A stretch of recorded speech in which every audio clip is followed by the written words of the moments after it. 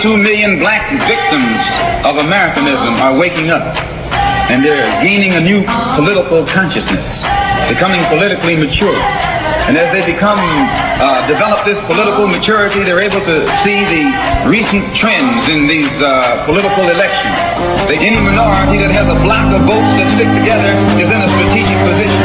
Either way you go, that's who gets it. You're in a position to determine who go to the White House and who stay in the doghouse. You're the one who has that power. You and I have never seen democracy. All we've seen is hypocrisy.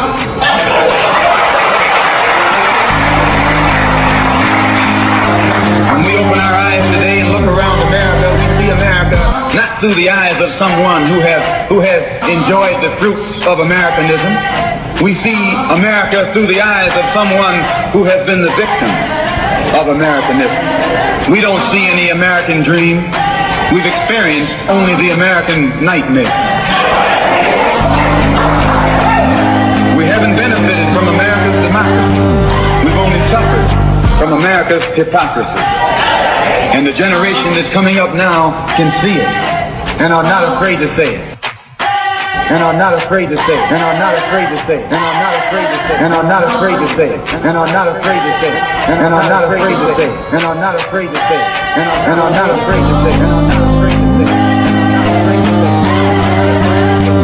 to say it. And are not afraid to say it. And are not afraid to say it. And are not afraid to say it. Welcome, welcome, welcome. You are tuned into Black Westchester Presents, the People Before Politics radio show. We're on every Sunday, 6 to 8, streaming live on Facebook and YouTube. For all those tuned in, we are on my page and the People Before Politics page, several of the Black Westchester pages, and you can feel free to share it on your page as well. I am AJ Woodson, joined by my co-host, Dr. Robert Baskerville. What's going on, sir? AJ, what's up, man? What's up? I'm good. So we're going to get right into the show. Our guest is here. I'm going to let you introduce our guest and what we're going to be talking about tonight. So, ladies and gentlemen, members of the audience, it's a pleasure tonight to introduce to you the president of PSC CUNY, the Professional Staff Congress of CUNY, President Barbara Bowen, who's going to be joining us on air for an hour to discuss exciting new legislation that's now under consideration in the New York State Legislature. That's popularly titled A New Deal for CUNY. It is one of a wave of new legislation that seeks to shift the fundamentals of social policy here in New York State and across the country by once again returning to a vision of popular support that was first made a part of American social policy under Franklin Delano Roosevelt's New Deal policy. So President Bowen is going to join us on air to talk to us about the specifics. President Bowen, welcome. Thank you. Thank you so much. So again, everyone, let me introduce the president of my union, the PSC CUNY, the Professional Staff Congress of CUNY. President Bowen represents over 40,000 faculty members and staff members at CUNY. In addition to being the president of CUNY, she's also an executive member of the American Federation of Teachers and on the executive board of NYSED, the New York State Union of Teachers, and I think also an executive member of the New York City Labor Council. So we have one of the foremost champions of labor causes with us today, and I will add she's also a PhD in English literature and African American studies. So welcome, President Bowen. Thank you so much. What a generous introduction. Thank you very, very much. I'm really proud to be on with you because I know you're a CUNY PhD also, and I actually have greetings for you from various members of your entering class, and so proud to be here with you tonight. Just so proud and very happy to be here with you, Mr. Woodson. Also, it's really an honor. Thank you. Thank you for your time and appearing on the show. And yeah, I have a little. I just recently received a fellowship from the Craig Newmark School of Journalism, Graduate Fantastic. School of Journalism, to cover the New York City race. So Ah, I have to write 4 articles on the New York City race, and they giving me a little stipend. And oh, me so and they should. me and 30 other journalists of various different ethnicities. I think there's 9 different languages, Asian papers, all different kind of papers throughout New York. So I was one of the Wonderful. few from Westchester actually chosen. Oh, that's so great. Congratulations. Congratulations. And Thank you, very thank you, important thank you. to have your perspective covering that. And there's a lot to say about this mayoral race. And I know it has implications for Westchester also, even though it's New York City. So, yeah. Right. I'm happy that they are doing this for community media. Mm. We might necessarily have the opportunity to interview the candidates, being not the Times or the Post or, the Daily News or something, but they've made this available to 30 community media, small publications like ourselves, and kind of level the playing field, so it's a beautiful thing. That's great. And this mayoral race is so important because the recovery of the city is a huge issue, and how to recover in this moment, but not just go back to normal, quote, normal from before, because normal Right. was killing people. I mean, it was killing institutions like CUNY that serve working class people and people of color, and it was literally killing people. So I think this is such an important mayoral race because the question of not just whether the city recovers in terms of health, but also in terms of the economy, but how the city recovers. And in the clamor to recover, are so many people just focused on that they're not thinking about what needs to be different. So I Right. think it's such an important mayoral race, and to have your voice in it, that's great. Thank you very much. And I doubt there's anyone out there, but in my audience, but for those who do not know what CUNY is, I like to educate people just in case there's anyone who does Great. not know what CUNY is. Absolutely. CUNY is the City University of New York, and it is the largest urban university in the country, and the public university that is jointly receives funding from New York State and New York City, and it enrolls almost 500,000 people. 500,000 Okay. people. Some of those are taking courses for graduation and for a degree. Others are taking courses on a short-term basis for something that they want to improve their own knowledge of. And there are about 275,000 students who are degree-seeking students. It's a huge institution with multiple colleges, about 25 colleges scattered all around the 5 boroughs, some very close to Westchester. And it's not just a New York City institution. There are thousands of Westchester residents who do attend CUNY. And many of our members who teach and work at CUNY live in Westchester. A quick shout out to, we were talking about the New York City race. We have a Latina Brown. She's actually running for city council, representing the Bronx in this upcoming race. She said hello to all of us. Now, what I'm not clear on, and then I'm gonna let Bob take over. So when this started, the CUNY schools were free. Is that the case? And Yes. if so, when did that change and why? Well, that's a very interesting question. CUNY was founded in 1847, and one thing that's really interesting is that it was controversial from day one. The premise of CUNY was a kind of reformer. There was a kind of reforming zeal about higher education, and CUNY was formed on a radical premise, which was, in the words of the founders, to try the experiment of whether the children of merchants could sit down side by side with the children of the clergy and the lawyers and have an education together, a free education. And it was to try the experiment of education for the whole people, for the children of the people, the children of the whole people. That was the words of the founding, to try the experiment of education for the children of the people, the children of the whole people, which is really interesting and complicated because, first of all, it's a beautiful notion of the whole people, right? The children of the whole people.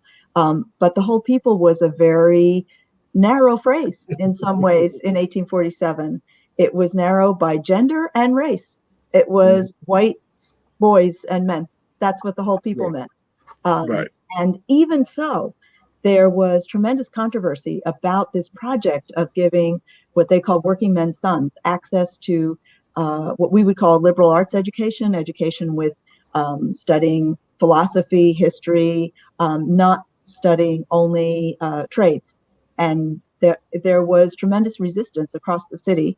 Eventually, the city decided to resolve the issue by holding a referendum in 1847, and the referendum succeeded, and the people voted to try the radical experiment of education for what they termed the children of the people, the children of the whole people. And it started with only, as far as we know, only white people. We don't know every detail, and certainly only men, and was free. The other premise was that it would be free. And CUNY continued tuition free until the 1975 fiscal crisis in New York City, where, again, and that's why this is such an important moment. I'm so glad that you're reporting on the mayoral race, because in that moment of economic contraction, the gains that had been made right before that through struggle in the 60s and the early 70s became a target and an excuse for cutting back on what CUNY had achieved. So 3 years before the fiscal crisis, the mass anti-racist struggle for open admissions had occurred at CUNY, and the solution to that was a compromise in a way, but it was a powerful one, that CUNY was suddenly opened up to open its doors much more broadly and to try to have a student population that was racially like the population of New York City, and it was not a preserve of white students. And actually, white working class students benefited tremendously from open admissions too. But in what I would see as a backlash against that and a curtailing of that social progress and anti-racist progress, as soon as the 1975 fiscal crisis hit, CUNY took a cut disproportionate to its share of the city budget. So, well, if everybody had a 5% cut and CUNY was a certain percentage of the budget, it took a larger percentage cut. And in a key move, that was one of the key changes of starting the austerity regime we have today, tuition was imposed at CUNY. And as anybody could have predicted then, they said, oh, tuition will be very small, it'll be $50, whatever. Of course, now it's gone up and up and up. And now tuition is a much greater share of the portion of funding for CUNY than it ever was before, and it's a larger share than the public funding. So that's what's happened, and that was the beginning of the it was a beginning of what has happened globally, really, in structural adjustment, reduce the resources for working class people and people of color, and then blame them for being reduced. I'm glad we're having this conversation. And I'm going to make one more comment and then pass it to Bob. I'm glad we're having this conversation because it definitely gives me one more thing to ask the candidates when I get a chance to talk to them. I'm going to see what they think or where they stand on this situation. And lastly, before I pass to Bob, one of our listeners, Janelle Albritton, she said she was very happy with tackling this topic.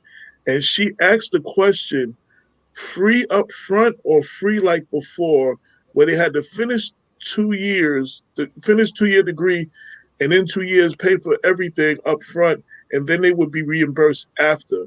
And she said that was a disappointing offer. I wanted to make sure I got her question in because I did not know about that. So that's a great question. Thanks so much for relaying that. The proposal that we have, and this is what you say, Dr. Bob on the screen. So I'm going to call you Dr. Bob. What Dr. Bob? And Barbara, I know you, because we know you never you don't refer to one another. Yeah. So I'll call you Bob. I thank AJ for the honorific. Okay, so yes, if I could call you Bob. Okay, so Bob mentioned earlier that our union, working with the coalition of student groups and labor and community groups, has put forward a proposed legislation. It's now been introduced in Albany, and one of its premises or one of the parts of the legislation is free tuition at CUNY, and it's upfront free tuition. And the key to that is that we are proposing in the legislation, or the sponsors of the legislation include that the money that would have come through tuition comes to CUNY through federal, state, and local funding. We're not saying just forego that money and then be even more underfunded than now, but that there needs to be public investment put in to make up for that. So the proposal in the legislation is that there be totally free tuition for undergraduate students, and starting from the beginning, not a paying back situation. Dr. Bob, kick it off. So, Barbara, so one of the central issues that this legislation seeks to address is questions of racial inequality in our society. And I wonder if you could begin to speak about the way this is likely to bring about greater racial equity in the field of public higher education, just by noting the change in the makeup of the student body, which you did allude to a few moments ago. But I think it's very important as our audience members considers this legislation to understand the social ramifications and the demographic groups that is going to most likely benefit if it's instituted. Great. And since you mentioned the audience considering it, that is wonderful, because the legislation is being considered right now in Albany. So we definitely would ask everyone listening tonight to join us. We're doing a Twitter storm on Monday to support the legislation, and we will be watching for that. It's called the New Deal for CUNY. ND4C is how it appears, and we're doing that storm on Monday, tomorrow. And also the legislation is right now in Albany. You in Westchester, of course, the leader of the Senate is Westchester Representative Andrea Stewart-Cousins, Senator Andrea Stewart-Cousins. She has been very open to listening about this and open to making some real advances in the Senate proposal for higher education funding. I know she listens often to your show, and she's been so open and receptive, and we're calling on the Senate to go even further than they've gone so far and push all the way through. This is the year, do it, push all the way through. So as the listeners are taking it in, I'm glad that we're seeing that you can be active. This is not just listening tonight, this is helping to make it happen. So in terms of your really good question, Bob, part of me wants to say how much CUNY can do in terms of addressing racial injustice. And another part of me wants to remember that education alone is not the solution.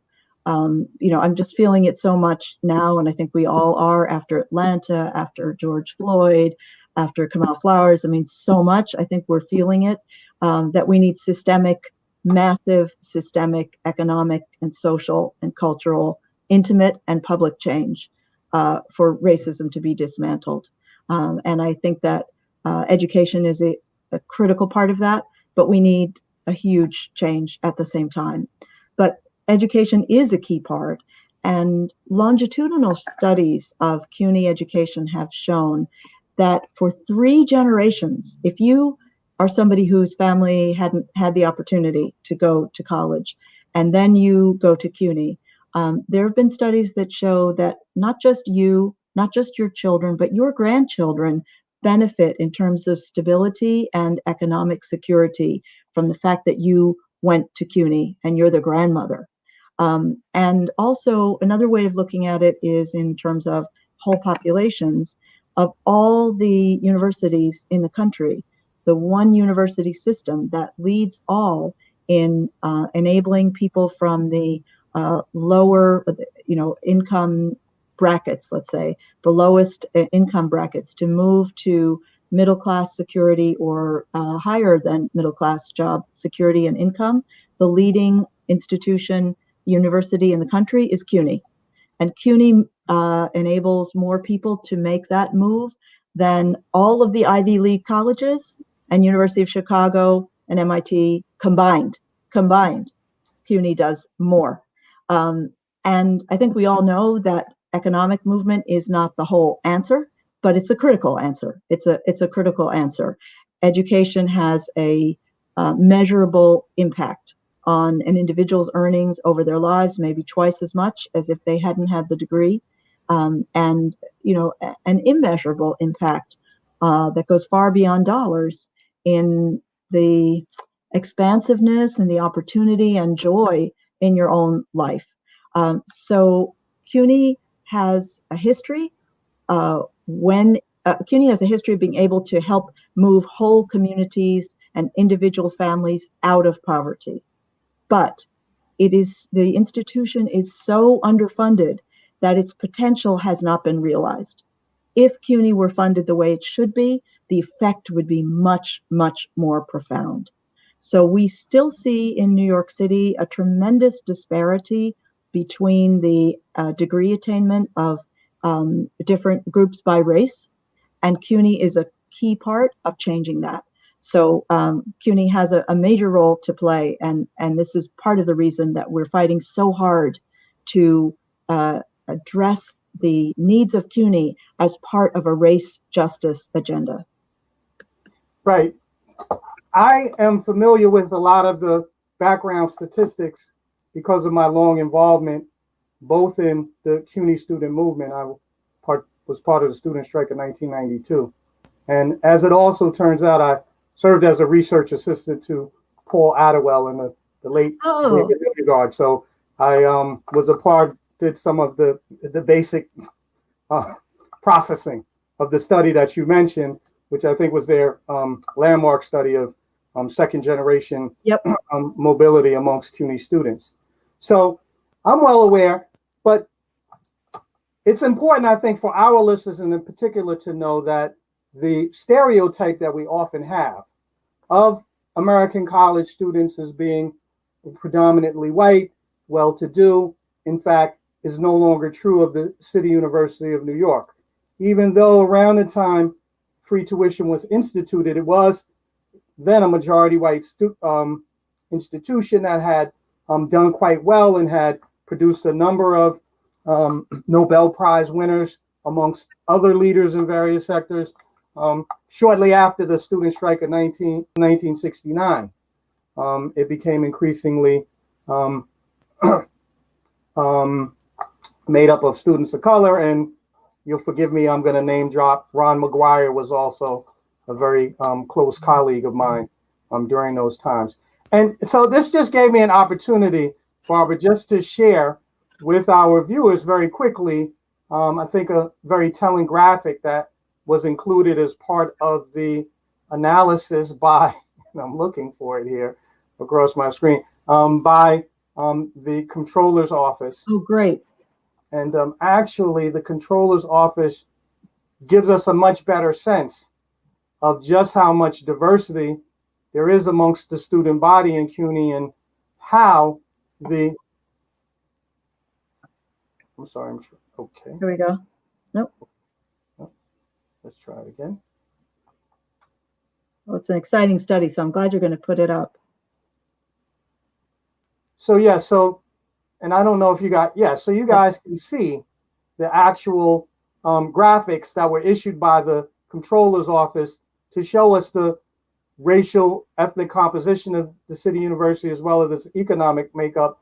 And what I do want our audience to know is that CUNY represents a very diverse student body, nearly a little more than 25% African American, Latinos close behind, nearly 21%.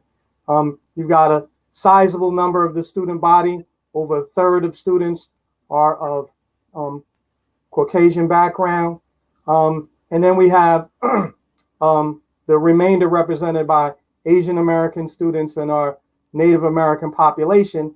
And one thing that I also think it is important for our viewers to note is that the actual economic makeup of the CUNY student body as well. Lots of CUNY students, I'm sorry, that's not the graphic that I wanted to show. Half of the incoming students to CUNY earn below $30,000 a year. So there's a tremendous kind of squeeze, economic squeeze, that is placed on CUNY students as a result of the requirement for them to pay tuition. And Barbara, you rightly note that the burden of tuition has been steadily increasing on CUNY as there's been a shift from public funding to support through private tuition payments.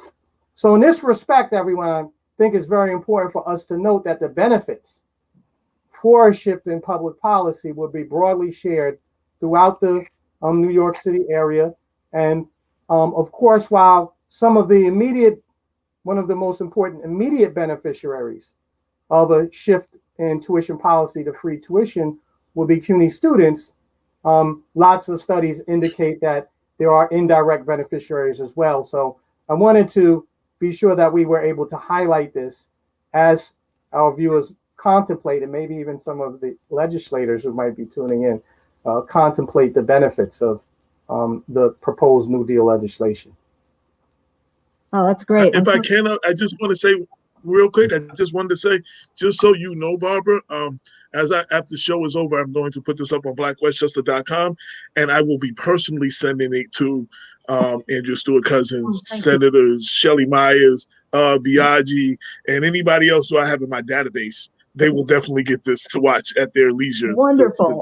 Thank you so much to Shelley Myers and also Biaggi. They've been great supporters of this and ours. And you know, even if you're a supporter, it's good to hear that people are behind you and supporting that. So, and people even want you to go further. You know, we think that this is a year that the and I will be making sure. Go ahead. And I was saying, I will be making sure Andrew Stewart Cousins, Senator Majority Leader Andrew Stewart Cousins, gets it as well. So I will make sure she gets it. Oh, thank you so much. Well, as I said, she's familiar with it, and we've talked about it, and I'd love to see this go all the way to being passed. This is the year. Bob, I did not know you were in the student uprising takeover in 1992. Well, I was a faculty member passing food through the chain doors when you guys were inside and couldn't get anything to eat.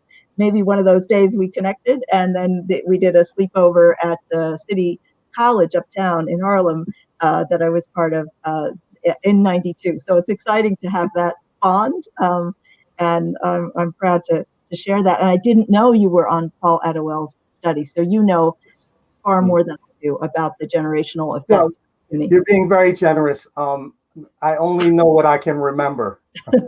It's true for all of us. That's right. But, you know, Barbara, actually, I've had an opportunity to be in a shared audience with you before. You know, as you know, there was a tremendous effort that was mounted at the time to ensure that those students who were bold enough to engage in rather dramatic action of social protest by taking over the buildings and had adequate representation in court. And it's actually when I first met Stanley Aronowitz and Fran Piven and so many other faculty members who rallied behind students at that time, recognizing that the cause was just and calling for a reduction in the tuition and increase in financial aid. Now, this package that is now being proposed would, in fact, do away with tuition. But I wanted to know, in addition, there are several other important planks of the legislation that's under proposal. And I wanted to know that would bring about improvements to the educational experience of CUNY students. And I wanted to know if you could maybe talk about what are some of the additional planks besides free tuition. That's great. Thank you. Yes, it has four main pieces. The first one you mentioned is free tuition for all undergraduates. Upfront from the start, all free tuition. They're no particular order, but a second one is to address the really critical need for counseling, better counseling for CUNY students. CUNY needs more mental health counselors and more academic advisors. Just to give one example, because of the underfunding, and I would say it's racist underfunding, over a period of years, not a single person making that decision, but a pattern that has underfunded CUNY since the student demographics changed with open admissions. There has been chronic and I would say deliberate planned poverty for CUNY. And one of the effects of that is that our students do not have enough counselors. And when you think of the stresses our students are under, poverty and racism being two of the critical ones, but also the other stresses in their lives, the fact that they don't have adequate counseling, it's really cruel. So the national standard for mental health counselors for college students is one mental health counselor for every 1,000 college students. At CUNY, the ratio is 1 to about 2,600. So it's more than twice as many students per counselor as there should be. So the legislation calls for resetting the staffing ratios of mental health counselors, also of academic advisors who help you find your way through a program, make sure you're taking the courses you need. And so one piece, as I said, is free tuition. The next piece is setting new staffing ratios for counselors to support students. The third plank is setting new staffing ratios for full-time faculty and addressing the fact that CUNY now relies on about 12,000 part-time faculty and about 7,000 full-time faculty. I mean, just think about that again. Is the majority of our courses at CUNY are taught by part-time faculty who are paid at paid per course. The union has fought very hard and I think well to raise their pay, but it's still not on the basis of parity compensation with the full-timers. And also CUNY has lost, I mean, going back to the first question that we started with, right after open admissions, there was an influx of new hiring. So there would be enough faculty for the new students coming in. And at that point, there were 11,500 full-time faculty. Now there are just over 7,000 full-time faculty and more students. So the New Deal for CUNY legislation mandates hiring 1,000 new full-time faculty every year for 5 years.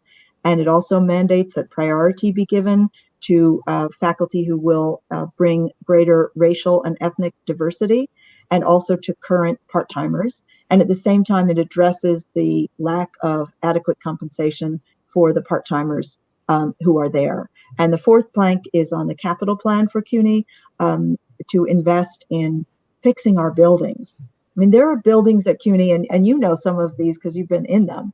There's some nice new ones, but there are many buildings where when it rains, you put buckets underneath because the rain pours in, or you prop up the ceiling with a broom handle, hoping that it won't fall down, or you have plastic covering half of the sinks in a bathroom, or there's no running water in bathrooms. That is a daily reality at CUNY.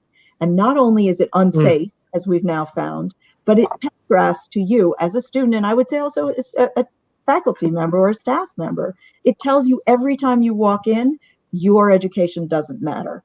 You don't matter, because we don't think it's important enough for you to have decent buildings. So the 4 planks of the legislation are free tuition, better staffing ratios in counselors and mental health, better staffing ratios and rebuilding of the full-time faculty and addressing the part-time faculty, and fourth, the physical plan. So those are the pieces together. And over 5 years, the New Deal for CUNY legislation would reset those ratios, bring back free tuition, and invest in the kind of university the people of New York need and any just and inclusive recovery needs. Right now, Barbara, I know well the duress, I'd say, that so many CUNY faculty members have to confront, although, you know, I doggedly persisted for some time in finally obtaining my PhD. You know, I, like so many others, incurred a considerable amount of debt in order to fund graduate school. And today I was just having a conversation with a mentee who graduated from BCC about 3-4 years ago, and as part of the BMI program, and is now wanted some advice on pursuing graduate school. And, one of the things that I had to tell, and whether he should pursue a PhD, and one of the things I had to tell him is, unfortunately, the market for labor market conditions that confront PhDs today are absolutely atrocious. As Barbara said, more than half of the instructors that are going to be encountered in a public university here in New York State, whether it's CUNY or probably SUNY as well, the overwhelming number of them are going to be part-time instructors who do lack job security, live a very precarious existence, which was really driven home by the COVID-19 epidemic that led to major reductions in the number of instructors for this fall at campuses across CUNY. And so it not only has a negative impact on the instructor, but I think it also does much to undermine the quality of education that students receive at at CUNY or SUNY these days. And I think one of the misperceptions is that the job of the professor actually ends with the conclusion of a course. And this is not, in fact, the case.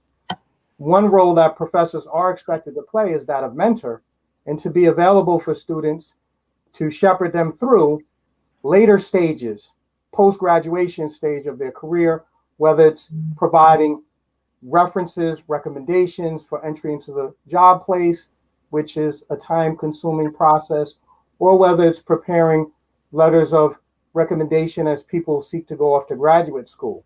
So I want to know if there are any other kind of roles, functions that part-timers continue to play that may ultimately end up giving short shrift to our students under the kind of part-time per diem model that we're now using in higher education. Oh, that's a wonderful question. And it's so important because it brings up something that, as you say, is usually invisibilized about the work of professors. And, you mentioned how you work through the course. And then, of course, the work in the course is not just what you do in the classroom that day. Students call on you, and especially in this COVID period, faculty have been driving around to students' houses, helping them get internet connection and devices, supporting them in many other ways. I mean, there are all kinds of things that faculty do outside of the classroom. But as you say, even when the course ends, you may still be writing recommendations. Here's a student from years ago coming back and speaking to you, and that continues. And if you're paid by the course, as a part-time faculty member, you're not paid for that work. You're just paid for the class you're teaching now. If you're such a beloved and effective teacher that your students from 5 years ago, 3 years, 10 years ago come back to you for advice and help and a recommendation, you do it even though you are a part-time faculty member and you're not paid for that. But they can't always find you. What if you taught at CUNY for 2 years and then your department chair says, oh, we ran out of funding, which happened in this most recent year. We ran out of funding. We love you, but we have to let you go. When the student comes back to try to find you a year from now, you're not going to be there. And that undermines the student's ability to move forward in her life or his life. And the other big piece that part-time faculty are not supported to do is research. And because you got your PhD, that the premise of having an academic who is skilled in research and has a research history is that even if you're not teaching that exact high-level research in your class, the knowledge and the experience that you have as a member of a scholarly community, an academic community, you bring that into the classroom and you keep bringing in new knowledge because you are in a position where it's called upon that you produce knowledge. You don't just transmit it, you produce it and you see knowledge change and you respond to that. The part-time faculty at CUNY are not supported to do that. Many do, but they're not given any institutional support to do that. So we've seen this trend nationwide and actually even globally to replace full-time, secure, tenured faculty positions with underpaid, untenured, insecure, part-time adjunct positions. And that hollows out the entire profession. It's also interesting to me that that hollowing out coincided with a change in what was being taught, not just who was teaching, but what was being taught. And I don't think it's exactly cause and effect, but at the same time that women's studies, ethnic studies, African American studies, queer studies were rising in the academy, the number of full-time faculty positions was falling. So we lost a potential whole generation in there who could be full-time faculty teaching those subjects, and instead they're part-time faculty. So at CUNY management, the administration, they are incredibly lucky, luckier than they know, that they have this pool of dedicated, committed people who are willing to teach at as part-timers at CUNY. It's partly because the mission of CUNY draws all of us. But as some part-timers have said to me, they exploit our love for the students. The institution exploits our political agenda and our love for the students, and they know that we will do more than we're paid for. That is unfair. That is deeply unfair. And students suffer, and faculty and the staff suffer when there are not enough people in full-time positions to do the core work. So that's one of the key elements of the New Deal for CUNY, that this legislation addresses not just tuition, not just the physical plant, but the deep issues of quality of education. Because we are not doing what a public university should do, just shoveling people into classrooms and then not caring about the quality of the education or how those people are supported. And the New Deal for CUNY, in some ways, even looks back to the original New Deal, which had many shortcomings in terms of race. And this New Deal is also about race justice. And we think the moment is now. And as a faculty member of color, I do have to add that increase in the supports for faculty who serve at the lower rungs and are currently relegated to adjunct positions would bring about a greater diversification of the faculty ranks as well. Yes, it would. I know that at my institution of Bronx Community College, offhand, I only know of 2 full-time persons of color in my department, although I speak somewhat guardedly here because I could be mistaken, but it can't be off by much. And I know that, for many of the most conscious, I guess, of the faculty members, they think this is it does involve serious questions of racial justice and equity. I think and I'm sure all of the audience members and you would agree that it does help to inspire students when, at least occasionally, they encounter a person who looks like them. I am a graduate of Bronx Community College, and so I'm one of few faculty members at the college who can boast to students. I sat exactly where you sit before. The kind of challenges that you're likely to confront in your own life are not foreign to me. As every listener to this show knows, I did a little stint on the streets, when things were not well in New York City. And I know that it really does inspire in a unique way students. Not that students can't get inspiration from faculty members that are different from them, but it also, I know, can be a source of inspiration to say, hey, this challenging goal that I've set for myself is attainable if I'm looking at someone in the classroom who's really followed the same road that I have. Yep. So I think that's also another reason that recommends itself for this kind of legislation. Absolutely. And, as I said, I think the part of the legislation includes adding 1,000 new full-time faculty positions every year for 5 years. But in that is an imperative that adding of new positions prioritize two things: diversity, increasing the racial and ethnic diversity that's written right into the legislation, and bringing current adjuncts into full-time positions. And it must be fantastic. I didn't know you went to Bronx Community College, so it must be fabulous for your students to hear that and see you. I mean, that's huge. And you don't know, I mean, as a professor myself, you can't know what the effect is going to be. I meet students on the subway 10 years after my class telling me things about the classroom, and it must be thrilling. And it's also critical for white students to see people of color as their professors, to learn from them. And it's not just representation, it's subjugated knowledge. It's the knowledge that people bring from their experience, a demand that you make on the material because you see it from where you see it. That changes. I mean, I think of how our whole fields have changed because of who's teaching and the different questions they're asking. If you just ask the question, where are Black people in this story? Where are women in this story? Suddenly the entire story has changed. And we need that at CUNY above all.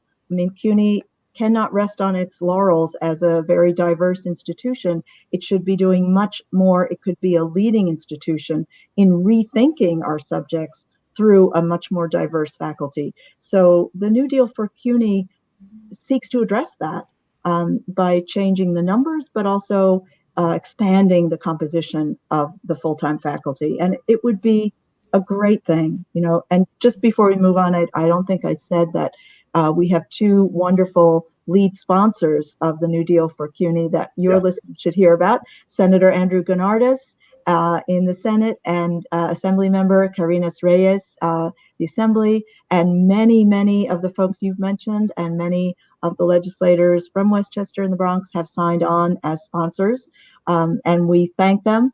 And we see that this, you know, we'd like the whole legislature, whole Senate, to get behind Gounardes and Reyes. We thank them for their vision and courage in bringing this forward. Well, I must mention that in doing background research and preparation for today's show, I learned that Assembly Member Reyes is also a BCC alum. Yes. And as a matter of fact, there are many loyal viewers to this show who also have a close affiliation with the City University. Earlier mentioned, Alex Vitale has been on this show before, and I'm sure you know Alex is in the field of criminal justice. Latina Dad Brown, who is currently a candidate for City Council, graduated from our School of Professional Studies, and that's just a few of the CUNY alum and, you know, supporters of public higher education who have been on the show. So now I wanted to go back to the third prong of the proposed legislation, and that is capital investment in the actual infrastructure of CUNY, because your comments reminded me of the situation that is confronted by faculty, staff, and students at BCC because of chronic problems that we're experiencing with our infrastructure. Unfortunately, BCC is a beautiful campus, as you know, Barbara, home to some landmark architecture by Sanford and White, if I'm not mistaken, the Hall of Fame building, erected in the early part of the 20th century. But more recently, it served as a laboratory for NYU during World War II period, and unfortunately, it seemed to have created a lot of environmental health hazards on campus, and there seem to be clusters of cancer in some of our buildings at Bronx Community College. Unfortunately, one of my mentors from BCC, Dr. Gerald Lieblish, is suspected of having passed from pancreatic cancer. I'm so sorry. Exposure to carcinogens at BCC. So it's some time ago, and even he was near and dear to my heart. I mean, he really exemplified, for me, personified the way that dedicated CUNY faculty members can help students to go a lot further in life than they would under their own resources and vision. I was going to transfer to a CUNY college, senior college. They're all great institutions. Dr. Lieblish and several other faculty members said, no, Rob, we're going to get you into a private school. And eventually I went to Amherst. And it's because of dedicated faculty members like that, like Dr. Lieblish, that so many of us owe our success. But unfortunately, we're not rewarding them by making sure that people are working in facilities that ensure their safety and well-being. So, like I said, at BCC, we are in need of remediation to some of our buildings. Maybe in 2019, we had a catastrophic failure of our plumbing system, like 2 days before the semester began. Yep. So those are just some examples of the kind of infrastructure upgrades that are needed throughout CUNY. I don't know if you want to elaborate on that. Yeah, no, I'd love to. I mean, BCC is a particular example, and actually everybody listening is invited to join us. We're doing a march in the Bronx next Saturday, the 27th, to support the New Deal for CUNY. We had a march in Brooklyn a couple of weeks ago called Brooklyn Demands a New Deal for CUNY, and we're doing a march so the Bronx won't be left out. And Westchester, you can be honorary members of the Bronx and join the march. It's Saturday at 11 o'clock. And we'll put out the information, but we're marching from the courthouse on the Grand Concourse to Ostos Community College, also on the Grand Concourse, and we'll make the information available for your listeners. But we'd love to have you join us, and one of the issues is the physical plant. So yes, Rob, what you were talking about earlier was a huge bursting of pipes at BCC because the pump that's supposed to pump the water out and keep things going was supposed to last for 20 years, and it was there for 35 or something like that. And they hadn't had the money, the funds to do the maintenance. So then when it got cold, all these pipes burst at once and classrooms were flooded, total disaster. And there's lots of intervention by the faculty and staff and the union there to make things safe when the buildings reopened. But that's a terrible situation where everything is being held together by a shoestring, and then it gets to the point where it breaks. That's not fair to the people who work there, librarians, lab technicians, counselors, registrars. It's not fair to the students, not fair to the faculty. It endangers people's health. As you said, I mean, you gave that beautiful tribute to your mentor. It's criminal to expect people to work in buildings that are not safe. So that's why this legislation also calls for a 5-year investment of capital funds to make the buildings clean, safe, protected, do the maintenance that is required. Because right now, in many CUNY buildings, the physical setting is an impediment to learning. College buildings should be a support to learning.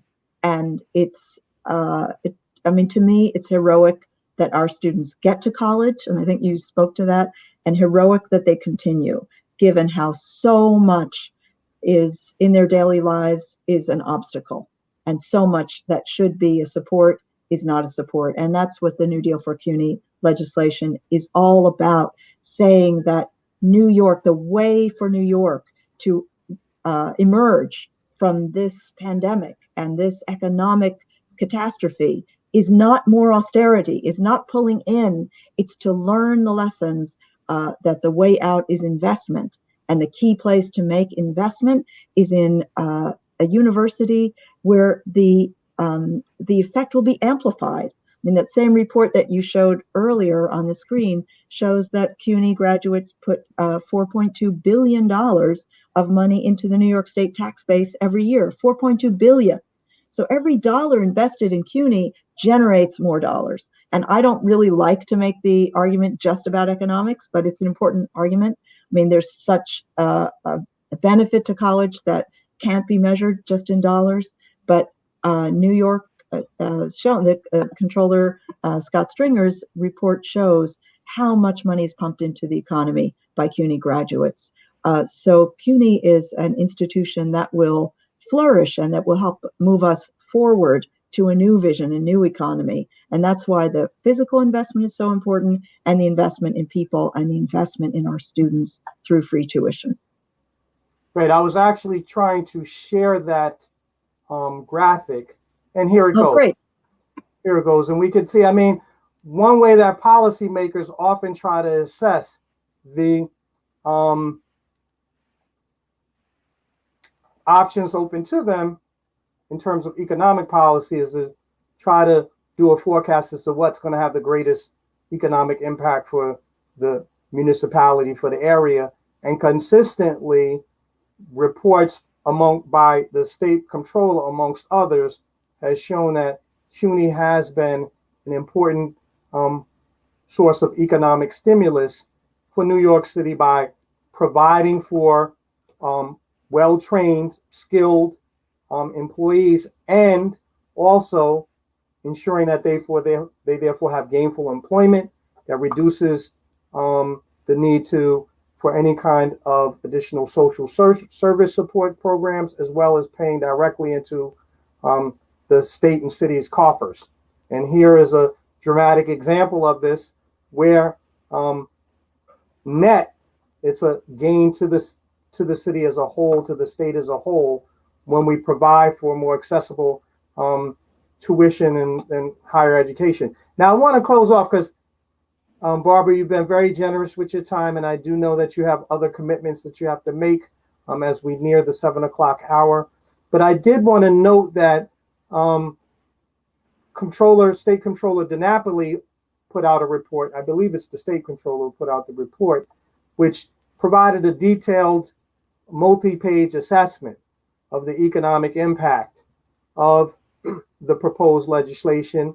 And one of the things that he highlights is the importance in reviewing the program is the real shift in the economic prospects of New Yorkers as a result of the economic downturn we've experienced from the COVID epidemic. Yes. And one of the things that's pointed out in the report is that while past downturns during 2001 and 2008 saw a decrease in the number of white-collar positions, according to DiNapoli, the number of blue-collar positions and service sector jobs that have been lost and are likely to disappear altogether is quite sizable. And I think we're talking in the hundreds of thousands. Yes. And for that reason, he and other members of the coalition that you represent think that this would be an ideal time to make that kind of reinvestment to ensure that those people who have lost their jobs in the service section can upgrade their skills and look for more gainful employment elsewhere. Right, exactly. And the coalition is CUNY Rising Alliance, and that's the coalition of the students, student activists, student governments, labor unions, community groups, and also PSC, our union, the Professional Staff Congress. We've come together to come behind this legislation. That's our coalition. But absolutely, I think one of the ways the economy's been described is as increasingly bifurcated, with the opportunities really separated from service jobs to jobs that require a degree. And at the time that a degree becomes more and more important, the gaps between the different racial gaps and disparities in achieving a degree are really serious.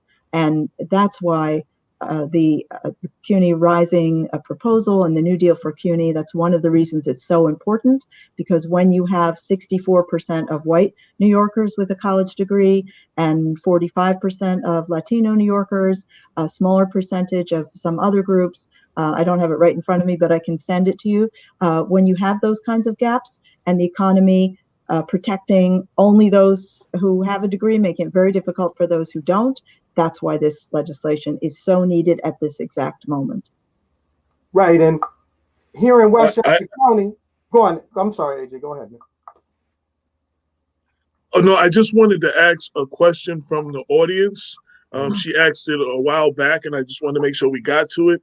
Yes. Nicole Benjamin from Yonkers asks, Barbara, can you comment on who will replace the CUNY law dean following her resignation after her racialized comment?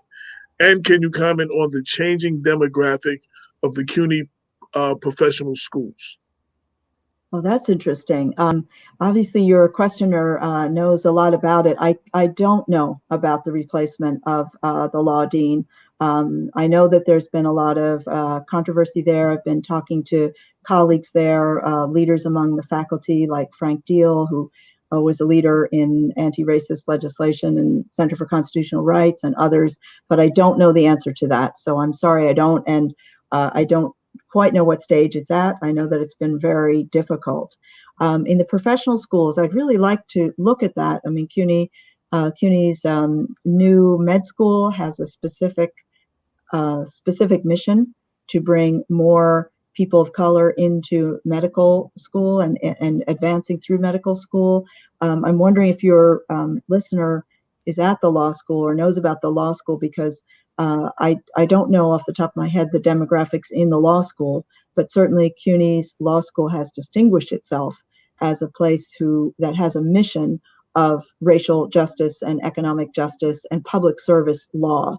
So, and a strong tradition of a diverse student body. So if your listener, I don't know if she's still on, but if she could say any more, Nicole could say any more, or we could hear more, I'd love to hear more. But I think that those are really important questions, and at a time when there's been a lot of constriction of resources, we see a change in demographics. And what we have to see at CUNY for the undergraduates, it's still 85% people of color. But what we have to see is the quality of education, so that it's not just do those students get in, it's do they have the support once they do get in? Do they have the kind of serious education that legislators and governors and mayors want for their own children? That's what they should have. And, I'll just say that I know we're running out of time, but, in higher education, there really isn't controversy about what it takes to make a great education. We're not fighting about that. We know what it takes.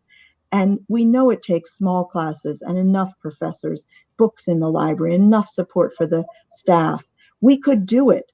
And the fact that New York hasn't done it, I think tells us that there's been a policy decision not to have our students succeed. And we're really trying to reverse that policy decision so that students who come to CUNY, working class students, immigrants, new immigrants, people of color, women, so that there is a policy on the part of New York City and New York State to support them to succeed, not to undermine them. And that's really the heart of this legislation.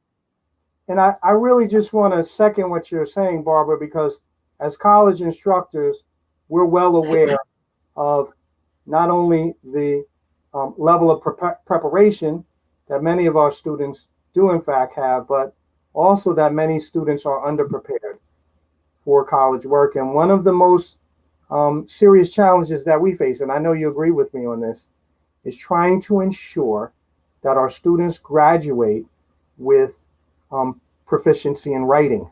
Yes. Writing is there may be some disciplines where writing isn't the principal measure of a student's mastery of a subject, but in the social sciences and history and philosophy and the arts, one of the main measures always will be proficiency in writing, something that's required if anyone has ambitions to move up into mid-level, upper-level management. You've got to be able to put together a decent memo. And yep. I know, Barbara, you must feel like me that you're overwhelmed whenever it comes time to sit and correct essays, yep. A couple of times a semester, because it requires a great investment of time and energy in order to proofread and edit papers, yep. make helpful corrections. Too yes. often, professors are put in a position where they're searching for shortcuts to try to balance their workload with responsibilities outside the classroom, because a lot of us are trying to make up for shortfalls in our income. Yeah. I can't stress to our listeners the importance of our public officials coming up with realistic policies mm-hmm. that are going to ensure quality education across the board for everyone. I know this new legislation is going to do it. And we really thank you tremendously for joining us on air to make the case for why the New York State Legislature needs to adopt a new deal for CUNY. I don't want to hold you up any longer, Barbara. Oh, I do want to give you have a comment. There sure. was a comment from one of our listeners said, she won me over at empowering people of color into law school programs to cultivate lawyers and public officials. I Oh. just wanted to share that. Well, Yes. thank you very much, and thank you. No, I'm here.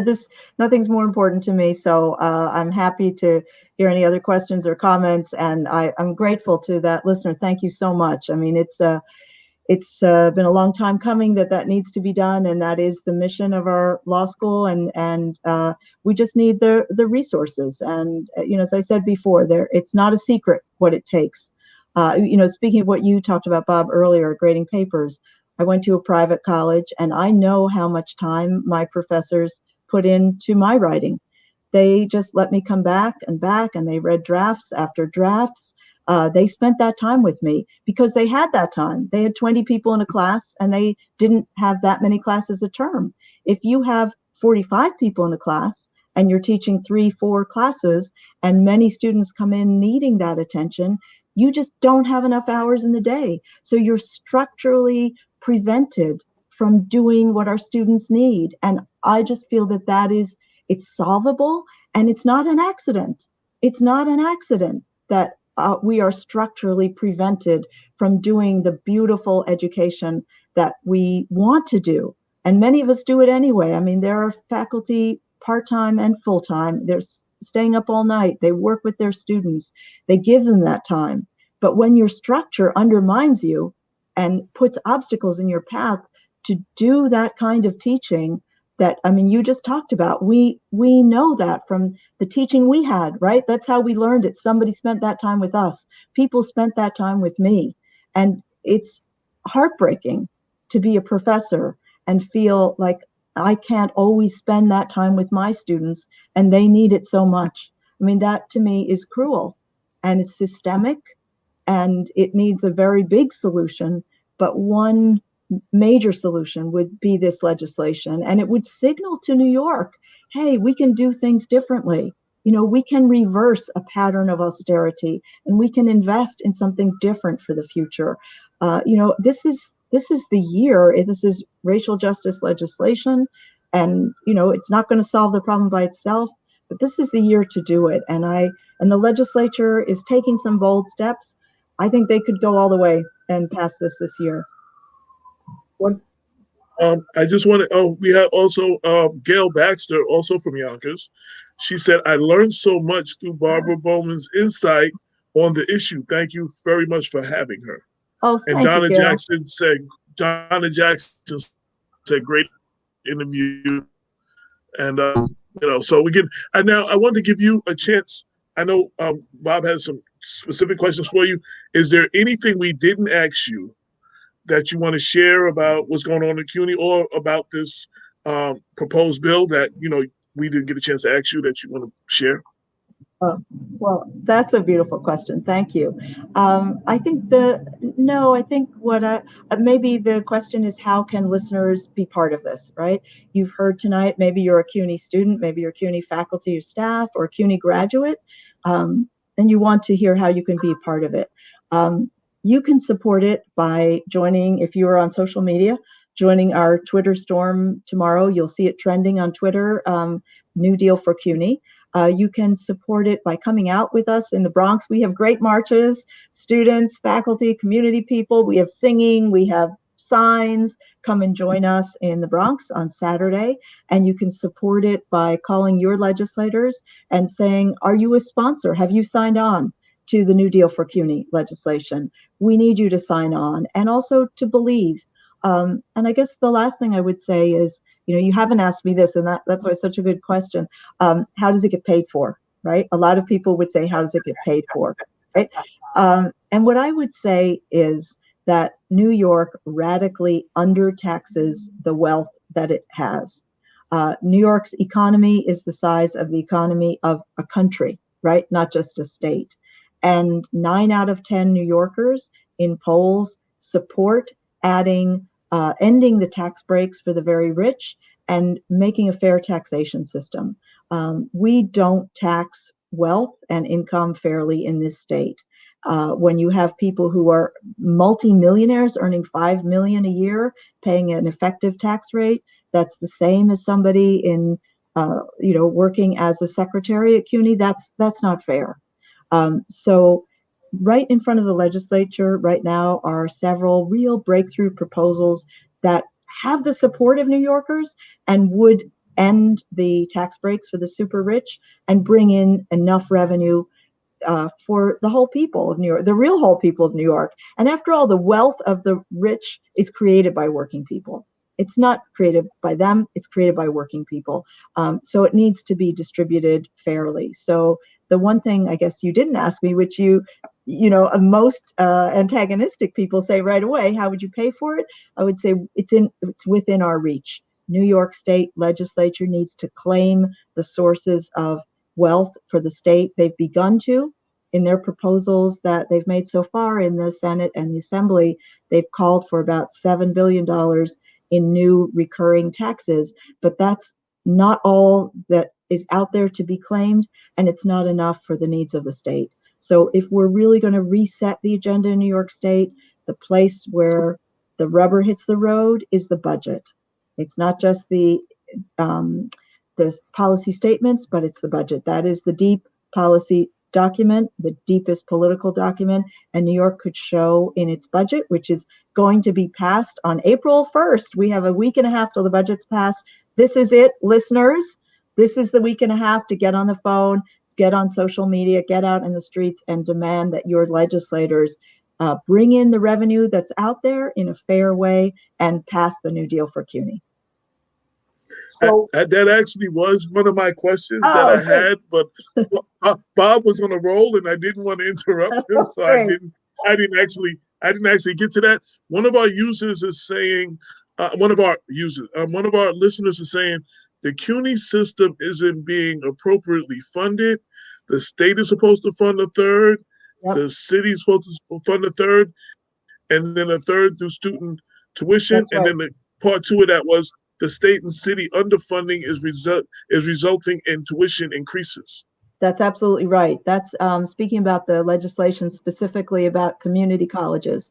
It's in the New York State law that there should be a third by the local community, a third by the state, and a third by tuition. We'd like to see tuition gone anyway, but every year the state passes an amendment or a variation to its legislation that says the state must pay a third, and it passes a little word, notwithstanding what's in the legislation, then the state is not going to pay a third.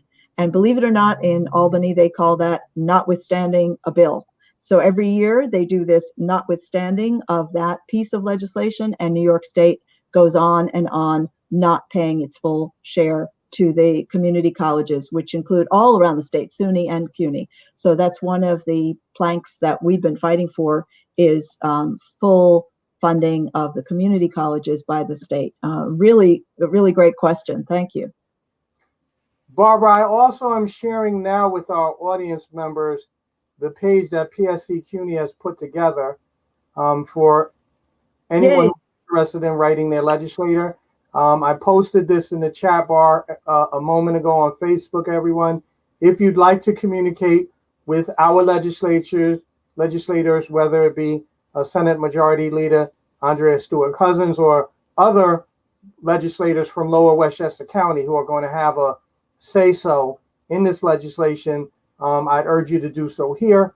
You can find a video that's going to give more detailed information, along with a form letter that PSC CUNY has put together that will convey to your elected representatives your interest in seeing CUNY go to the state go to a more equitable model of higher education. Barbara, I want to just close out by emphasizing. Did you want me to play the video?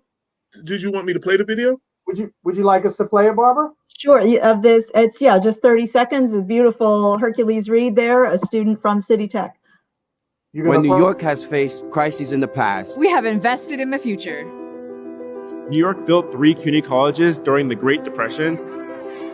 We need that vision now. Let's pass a new deal for CUNY and make billionaires pay their fair share so CUNY can be free again.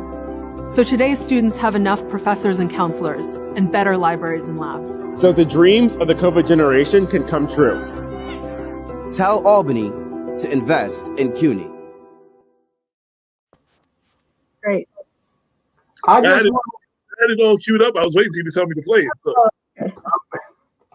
I just wanted to close out my remarks by underscoring the point that you made and has been repeated in the video, that if we're going to have a more equitable social policy that values the contributions of people of color and those who are of more modest economic circumstances, then we're going to have to shift the tax burden. One of the question always occurs, how are we going to pay for it? And it suggests lack of awareness, in more progressive tax policy, a progressive tax code, everyone, where people who make more modest income pay a lower percentage of their salary. Those who are making, gobs of money, let's put it, should pay more.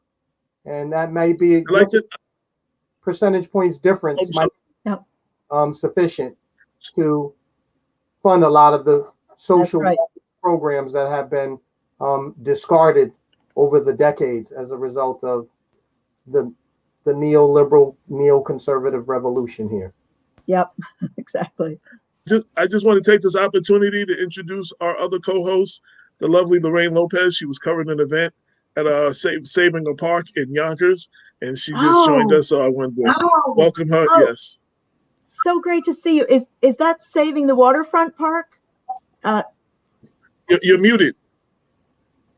You're muted. You're muted.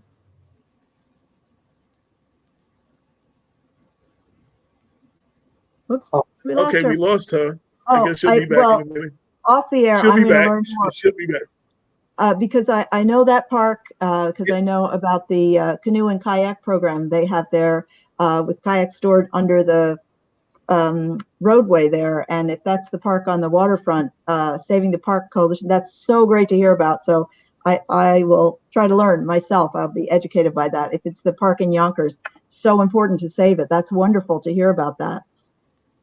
I'm not sure if that's the park. I think it's more of a community park in an area where that's the only playground park that they have. Oh, wonderful. And they wanted to turn it into a parking lot, taking it away from the kids. And I think a massive amount of the community came out to say that is not going to happen. That's so great. And, great. Yeah. So when she comes back in, she can fill us in. I think she's having a problem connecting right now. Wonderful. So, great. Yeah. So yes, but thank you. Thanks so much for the opportunity. And well, one of our listeners, I'm sorry to interrupt you, Donna Jackson said, yes, they need to save the waterfront park. Oh, okay. And AJ, she said, yes, that is the same place. So I stand corrected. Oh, great. So I want to learn. I want to learn more about it. I know that park. Thank you, Donna. It's so heavily used, and it's on the beautiful waterfront. And I hear that there's a developer that wants to take that space from the community. So I'm going to learn more myself, because I know the park from the kayaking program that's launched right there from that park. So and it's with the community. Donna said they have an incredible kayaking program there. That's it. Donna, I'll see you on the water. Okay, Bob, I'm turning it over to you. So. Yeah. Well, I mean, Barbara, I don't know if there is anything else that you'd like to say in closing to our audience members. It was an immense pleasure having you on to talk about the proposed New Deal for CUNY legislation. We certainly welcome you back on air at any time you deem appropriate. You've got my contact number. Wonderful. Now, please feel free to reach out to me anytime. Great. Any final words from you? I want to thank the audience for being so generous in their questions and comments. And thank you so much for being so generous to me and listening. And I also want to thank both of the hosts for your really passionate questions and insightful questions, and for giving me this chance. to talk about something so important.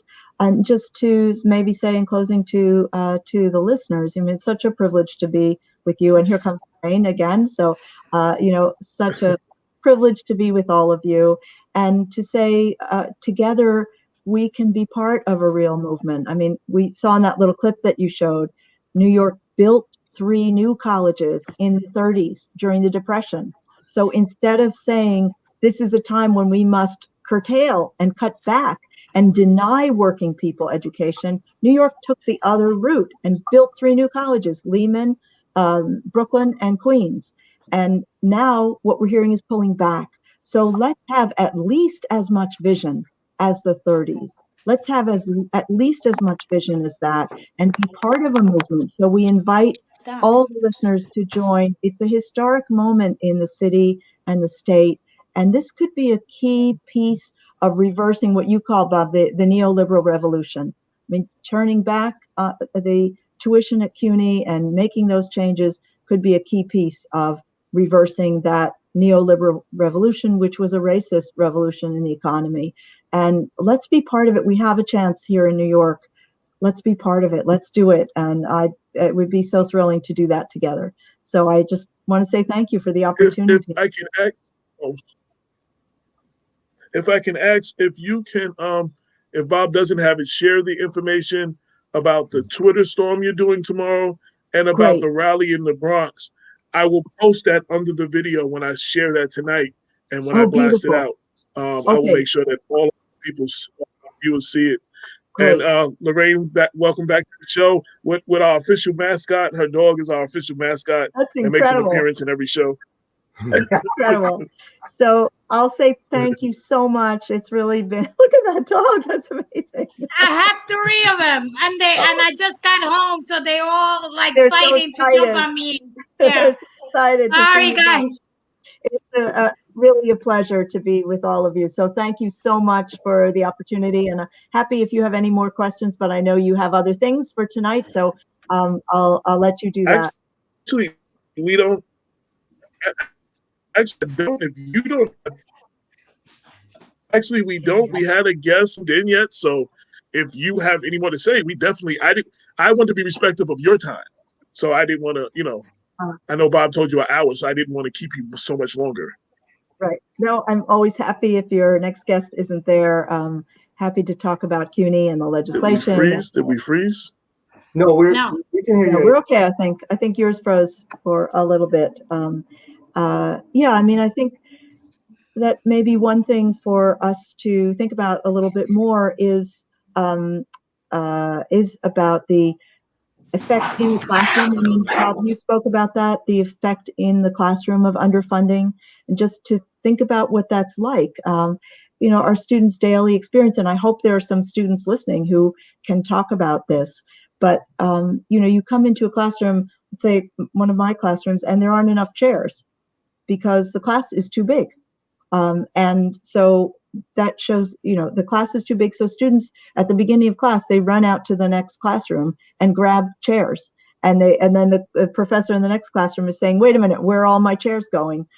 Because there's just not enough seats even in classrooms. And now in the COVID emergency, of course, most of our classes have moved online, and that has huge challenges for our students, huge challenges. And one thing I would ask the listeners to watch out for is a temptation that the CUNY administration will say, hey, it's a lot cheaper to teach online, and you can have an infinite number of students in the class online.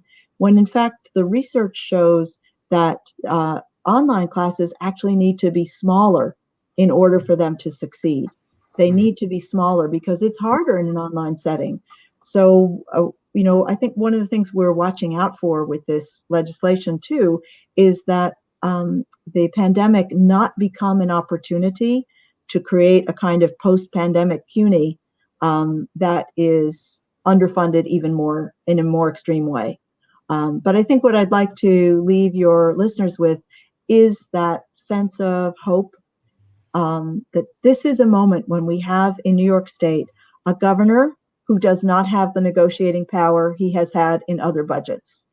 We have a Democratic majority and supermajority, veto-proof majority in both the Senate and the Assembly. Under, as you mentioned earlier, the leader, Andrea Stewart-Cousins, did a lot of work to build that majority. We have the stimulus money from Washington that has bailed out and enabled the state to stay status quo. And we have 9 out of 10 voters saying it's time for ending the tax breaks for the rich and putting in fair taxation. All those things have come together. And we have CUNY, a historic institution. This is where you started us, a historic institution that could lead the way in undoing the austerity policies that have devastated working class people, union members, people of color, women, immigrants in this country. And I would say we're designed to devastate them. We have a chance in New York to be leaders in reversing that and showing that there is a different way out of this moment and a way that reimagines what our society could be. That's what we have in front of us. And the New Deal for CUNY is a signal piece of it. And it would resonate across the country. If we do this in New York, this is not just about New York. This is about CUNY, but it's about the whole country. And we have a chance to be real leaders in reimagining what our education system and our culture could be. So I really call on the legislature, and many have stepped up already, and on the governor's office, get behind this legislation. It will be unforgettable for the state and transformative for the people of New York. So I think that's where I'd like to leave our folks tonight and really thank you for the chance to speak. I wanted to make one comment, Barbara, that I can attest to.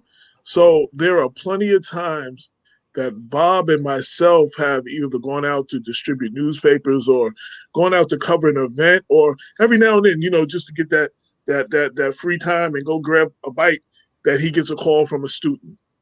Yep. And he has to pull to the side and he has to, explain some stuff to them or spend some time with them.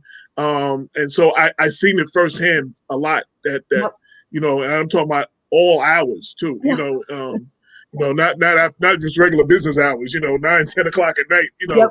So I've seen it firsthand, and he's been very diligent as much as he can be, with that. And I'm impressed by that. And I just wanted to acknowledge that, that is something I've seen firsthand. Yeah. That's wonderful. Well, they're so lucky to have you, Bob. They are so lucky.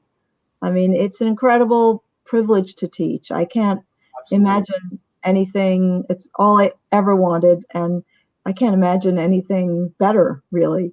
But it draws a lot. It draws on you a lot, and especially a place like CUNY. So they're incredibly lucky to have you. I feel really grateful to have had this opportunity. I'd heard about you and hadn't really had a chance to be with you. So I feel very grateful tonight. Well, Nicole Benjamin wanted to announce another asset, I believe, is the Assembly Speaker, Carl Heasties, as an MBA from Baruch. Yes, he does. Yes, Baruch. Yes, Carl Mm-hmm. Heastie has a degree from CUNY and a degree from SUNY, but we like to think of him as a CUNY person. And he's a Bronx person, and I hope he's listening. Hi, Carl. I hope he's listening tonight, and that he will take the leadership of this. This would rebound and reverberate, and he and Andrea Stewart-Cousins together could make something really beautiful and nationally significant happen. Again, I'm going to let Bob close it out, and then we're going to give. I'm sorry, is Hunter College part of a CUNY? Is what college? Hunter. Hunter, yes, it is. Hunter. All right, you were talking about the Baroque. Remember the Baroque 5? Remember Wall Street? My son was very, very active in Hunter College. Wonderful. And he was part of the Baroque 5 that had got arrested way back when they had the I forgot what it was called. Something about Wall Street, something. Yes. And yeah. We defended those students. That's so yes, wonderful. Absolutely. Hunter College was so good to my son. Oh. My son is now a director in a big Netflix thing called Pose. Wow. Show, yeah, and Hunter College was very, very, very good to him. That's wonderful. The president, everybody was very good to him. Oh, that's wonderful. I mean, and you bring up something, Lorraine, about the network of alumni, graduates of CUNY. There are millions of graduates of CUNY. There's a million graduates between 1991 and 2020. Graduates, if you're listening, rally round. This is when we need you. And hearing those stories like about your son, it's so wonderful. So thank you so much for telling that. I want to look for him now on Netflix. Bob, would you like to close it out? Yes. Well, Barbara, again, we appreciate you joining us on air to discuss this important public policy issue. I'm going to urge our audience members to take you up on the offer to voice their support for the legislation. And perhaps you'll come on and join us again in the future to talk about what ultimately passes, its significance, and maybe additional steps that we need to take thereafter. Wonderful. The kind I'd be thrilled. All right, wonderful. I'd be thrilled. That's great. Thank you all so much. And my well wishes to Fran and to Luke for their assistance behind the scenes. And me, AJ, and Lorraine will coordinate to make sure that we share additional documents with our audience. Great. That's wonderful. Thank you so much for the opportunity. It's really an honor to be with you and a great pleasure. So thank you so much. Good night, everyone. Nice meeting you. You too. Have a good one. Thank you. So welcome to the show, Lorraine. Oh, wait, hold on. I made this, so we gotta do our little thing. You are now tuned into the People Before Politics radio show, brought to you by the good folks at Black Westchester. Black Westchester. Black Westchester. Black Westchester. Check the newspaper. Black Westchester. Black Westchester. Black Westchester. Check the newspaper. Real talk for the community since 2014.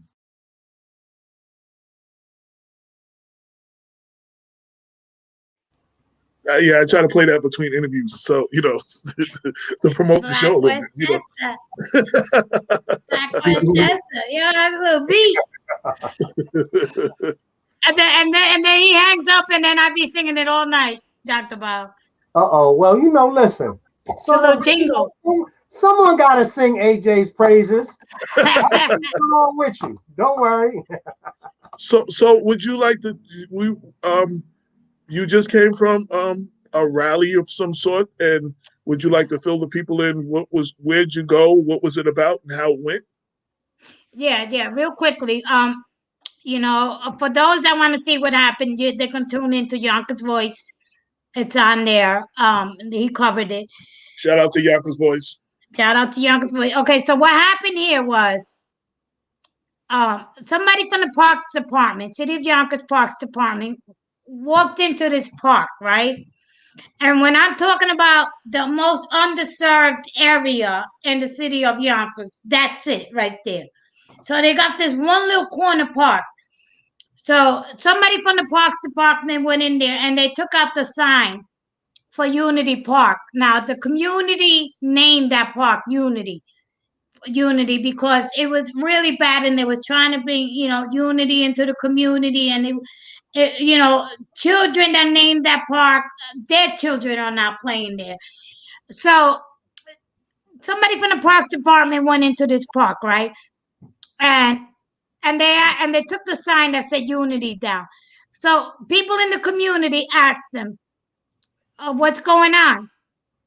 So some idiot from the Parks Department turned around and told them, we're tearing the park down. We're putting in a parking lot. Mm-hmm. Now, I don't know if he was trying to be cute or that's just the way you teach the people from that side of town. You know what I'm saying? Mm-hmm. Either way, they got the community all upset, up in an uproar.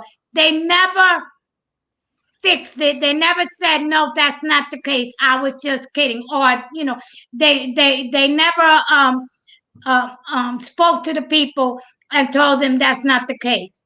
So they had the people, they formed the rally, they got shirts, they got, it was beautiful. They had signs up, they had the priest from the church there, they had balloons, they had all kinds.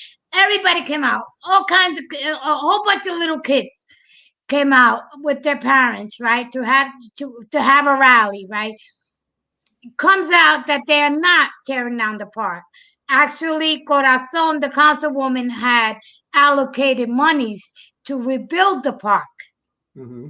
Okay, but this guy decided that he wanted to play, and he got everybody all upset. And now my thing is this: I don't care whether you was playing, or my thinking is some other way. You just thought that these people were just not, fuck them. I'm gonna say what I gotta say because that's how I think about it. You know what I'm saying? So if you're coming into, if you work for the Parks Department and you're coming into the park and the people in the community are asking you a question, come in there with some respect. Same respect you give somebody else on the north side of town, give them to the southwest side of town. That simple. So Corazon came in, the councilwoman. She came in and I gave a tour of the park, and then the community leaders, which are the main reason we were all there, they had a conversation with her, and they said, the ramp for the handicap, they closed the gate. I mean, there was somebody in there in a wheelchair that had to be carried up the stairs to get into the park. The sprinklers, the trees are uprooted, all the cement. So it's real. Okay, it's been 20 years. It's really bad. So Corazon came in there, and she spoke to the community, and she, and I haven't been one of her biggest fans, but when I tell you I called her, she jumped right on it. Okay, and she made the phone calls, and she did what she had to do, and she showed up today, and she told everybody the park is going to get redone, and she listened to the people, and she said, you're going to get your ramp, you're going to get your sprinkler, you're going to get this. Okay, because she allocates it. It's her district. She has a say in what goes on. And they're going to keep the name Unity. They're not going to name it on after Robert McFadden or whoever they think of, whoever they're going to help out, for whoever gave money. So it all worked out well. This is the problem I'm having. We had some people that come in here. Now I'm calling out Joe Pinion. I'm calling out Joe Pinion. Joe's my boy. Joe's my boy too. Joe's my boy too. But you're gonna do something. You better come in here. You better come correct, and you better respect my people. Period.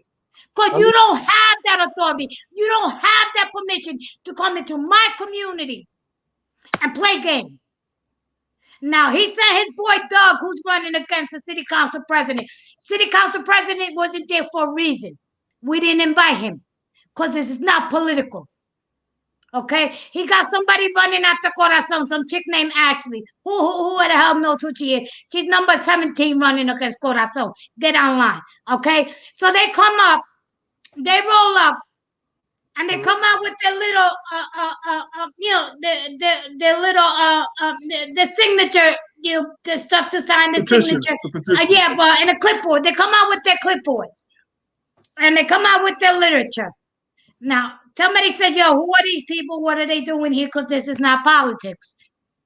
I crossed the street, and I talked to both Doug and this little girl, Ashley. And I tell them, we're not going to make this political. This is not about politics. This is about unity in the community. If you're coming here to collect signatures, please do it across the street, just like every other event. When you're having an event, if you're going to the north side, you're going to go across the street to collect those signatures. Am I correct? You know the rules. So I told them the rules. Fine, no problem. So what they did was they stood in the corner. They started calling people over. They started telling how Corazon was only there because, it's election time, blah, blah, blah. Okay, say whatever the fuck you got to say. I don't give a shit. But you know what? You started rallying them up. My people. Okay? They rallied up. Some people went against Corazon. She handled herself perfectly. It was fine. What happened? After I leave, after the organizer leaves, after Corazon leaves, after everybody and the mother who put it together leaves, Doug and little Miss Ashley go into the park, which was full of people, and they ask people to sign their petition. The people are signing because they think it's a petition to save the park. Now, Joe, your boy Doug and your girl Ashley knew that people told them that they knew. They knew that these people did not realize that they were signing a petition for your races. They thought they were signing. They knew, and they allowed these people to sign. Then I started getting calls saying, the people that organize, hey, listen, these people are signing because they think they're signing a petition for the park. This was signed because they thought. Guess what? The people that signed, the Magali, all the organizers, anybody that's a poll worker, anybody that's a district leader there, they didn't sign. They knew better. But how dare you? How dare you go into a community knowing that they don't fucking know better? Excuse me. I'm angry because I was born here. That's where my blood is at. That's where my brother, he left his blood. They killed him in that neighborhood. Okay? Don't go in there. Okay? And play games with the people, knowing that they don't know better, and use them. Shame on you. Shame on Doug. Shame on that young girl, Ashley. And shame on Penny. Because Penny, if you're running these people, teach them better. Teach them better. Because I'm going to get every single person that signed, I'm going to get their name. I'm going to bring it to whoever I need to bring it to and tell them disqualify it. Okay? Because they're going to sign for me. They're going to sign for me that says, I didn't know that I was signing for them. I thought I was signing a petition for the park. Shame on you. Shame on you. And that's what pisses me off, because nobody gives a crap about the southwest side of town. They never have. They never did. And then they come in here and they abuse them. And I told them, you don't want to get to know people? Go in here. You're welcome to knock on doors. You're welcome to get to know the community. Okay? Do it. Do it. Do it right. Don't go in there and manipulate and monopolize shit. I'm pissed off about that. I'm pissed off about that. Okay? Because too many games being played. Too many games being played. You know what? I don't care. I'm not working for no candidate, because as far as I'm concerned, they're all full of shit. They're all full of shit to me. I have my favorites and stuff like that, but I'm not working for nobody. I don't have a horse in this race. But I'll be damned if you're going to come in and you're going to play games with my community. Shame on you. Shame on all of you. That's all. I'm sorry. I had to say that. Shame on them. You're quite hostile. I got a right to be hostile. No, that's a hip-hop record. Bob knows what I was talking about. It's a Public Enemy record. Yes. But, yeah. No, and that's why we have this show, to expose stuff like that. And shame on them. Shame on them, really. And I second the shame on them. And they should know better. And I'm glad that you are going to follow up with some sort of petition, getting those people to sign, saying that they thought that they were signing something to save the park, since this was what it was about. They did not know that they were signing petitions for these candidates, and get that, and then get it notarized and take that to the Board of Elections or wherever you got to go and follow that through. And anything that I can do to facilitate or make some calls or reach out to somebody that needs to be reached out to, you just let me know. Listen, the person that organized the event, she called me while she was on the phone with her daughter. She put it on, I don't know how she did it. She put it on speaker or something. Now, I was with Janai from the Matthew Wallace Foundation. Okay, and she's like, Lorraine, my daughter right here. And I heard her daughter say, Mom, they're signing it because they think they're signing a petition for the park. And this guy, Doug, is right here, and he's telling him that, yes, that's what it is. So real quick, and briefly, I know you need to get that out emotionally, how you felt. Lauren Kate is asking, can you just please quickly recap? Like she tuned out and tuned in. And if you want to do that, you can. And then I'll edit this part of the video just so we can share that on social media, what you said. Yeah, edit that because I want to blast that. Listen, Lauren, what happened was we had a rally on Southwest Yonkers on Unity Park. This was not a political rally. This was a rally to save the park. We had Corazon there because she was the councilwoman and she had information to give regarding the park. While right before the rally happened, Douglas Gray, and some young girl named Ashley and some other people rolled up in a car. They came out with their clips. They came out with their, signature papers, the petitions. They came out with their petitions. I was informed right away. The people that organized it did not want that. I went across the street. I spoke to both of them and I told them, this is not a political event. If you are going to collect signatures, you got to do it across the street after the event is over. You cannot come into the park and you cannot collect signatures because the community does not want you to do that. We're not trying to do politics. But if you want to get to know the people, you can go out there, you can knock on doors and get to know the people in the community, get your signatures like that. After the rally was over, Doug and Ashley, who are opinions people, went into the park, collected signatures, and the people thought they were signing a petition for the park. To save the They park. knew that the people thought they were signing a petition for the park because they say petition. They did not say all this stuff about who they was running against or anything like that. People thought they were signing a petition for the park. So they scammed the people. Basically, that's what happened. And shame on them. I will, I'm going to edit that video. We're going to share it on social media. And you can put it all over your pages and everything as well. So, Lauren, I hope that answers your question. Bob, any feedback, any comment or anything that you wanted to say about, it's a lot of political games going on. I've heard people who have been going out with petitions, leading people to believe they're running with other people that are popular, and they're not.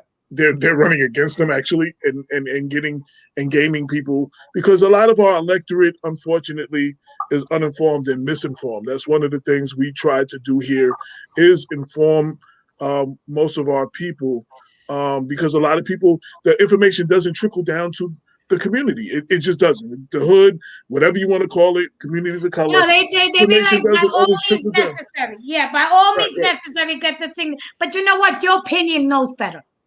Joe Pinion, if this was a Republican-led county, Joe Pinion would be a superstar today. That's how good he is.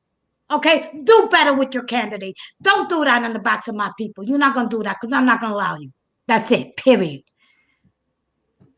So, I will say, although I'm not aware of any of the particulars except what Lorraine shared with us, the general frustration and disillusionment that she's expressing, I think, is widely shared by so many in the community who are of the view that certain groups of professional politicians, we're going to call them, seek to exploit their relationship to the community and to advance their own narrow interests, and really are not there on a consistent basis. And I think that's what Lorraine is really getting at, that, there have to be some issues and some activities that steer wide berth from any kind of electoral politics, and that if you're going to be part of the cause, and just to be down for the cause and not to advance your own narrow interests. And I think this is an important lesson that politicians have to learn, because all of us have been involved in the nuts and bolts of campaigns as of late.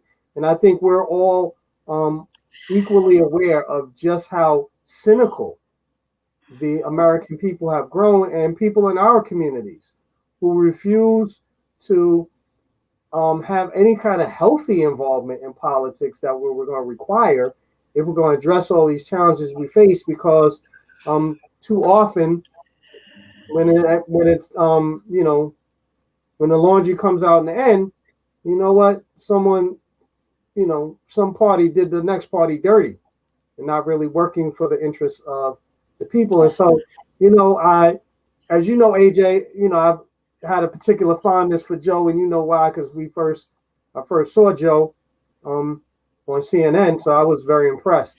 Okay, but Joe also is a Republican. These are Democratic candidates. He's running Democrats. Okay, so Joe, get real, Joe. Don't play.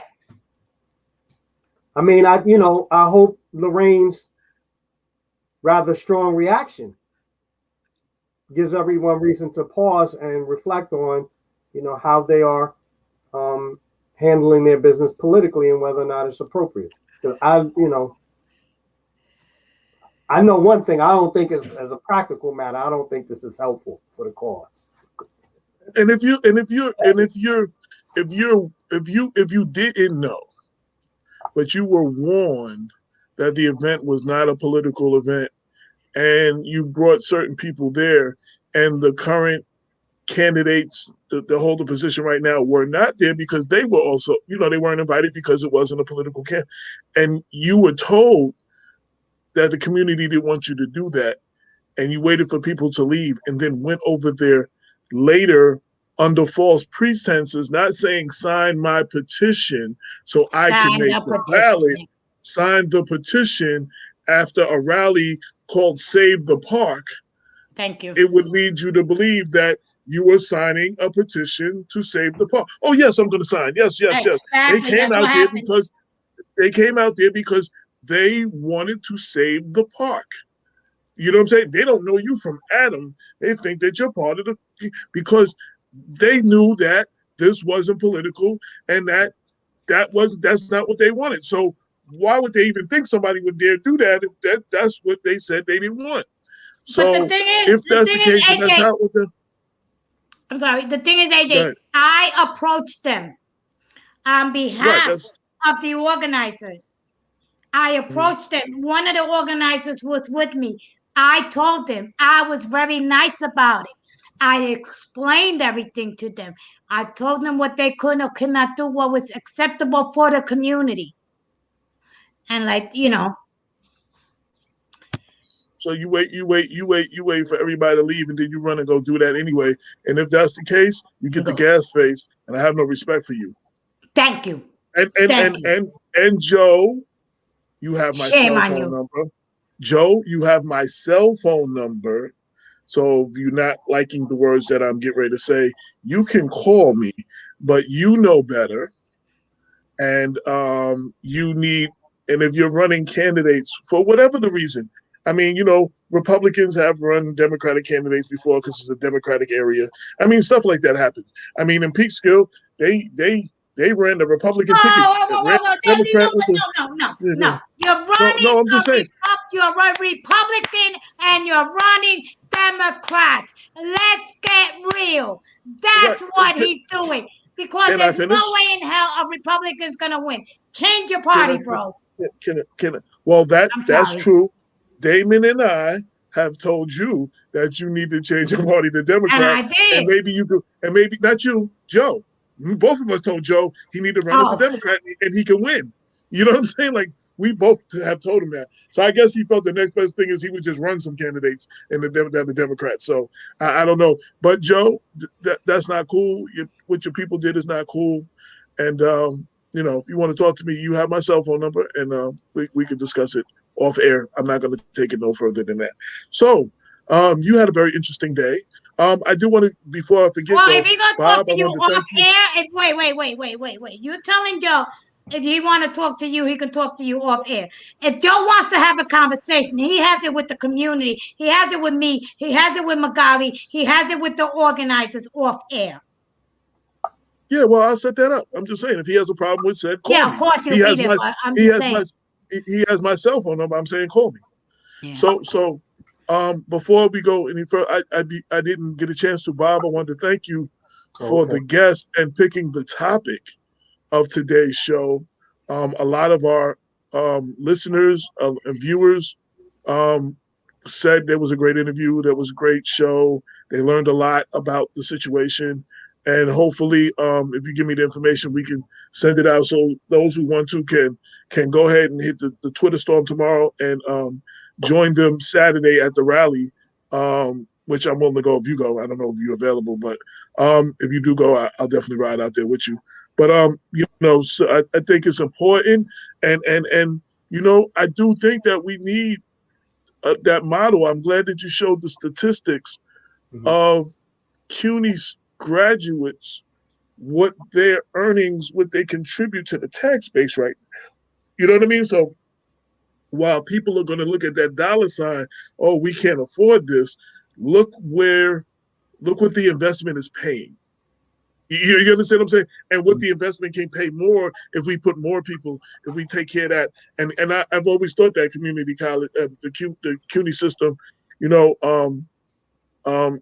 some people feel the state system too, SUNY, but at least CUNY should be free for kids for at least that first 2 years situation. I mean, then if you go on further, and then you go on further to the graduate school, and you go on further to your master's or all those other things, maybe, those things are not free, but at least that first 2 years should be free. And maybe people think 4 years, but I'm saying at least the first 2 years, I believe, should be free for anybody who wants to go. That is a New York State resident. That is a state residence. They should be able to go to the CUNY or SUNY schools. And I go further. I say that for the county of Westchester Community College should be as well, because it costs 5 times, and I don't have the numbers in front of me, but Damon has always talked about it costs 5 times the amount to house an inmate for a year than it does to pay for them to go for a year at Westchester Community College. So we invest in our youth. You understand what I'm saying? And same thing. The dividends that it pays is worthwhile, into the tax base and all that. And I felt that Westchester community should be free for the residents of Westchester County. You know what I'm saying? So even though that's not CUNY, I want to throw that in because, we're Black Westchester and a lot of our listeners are Westchester.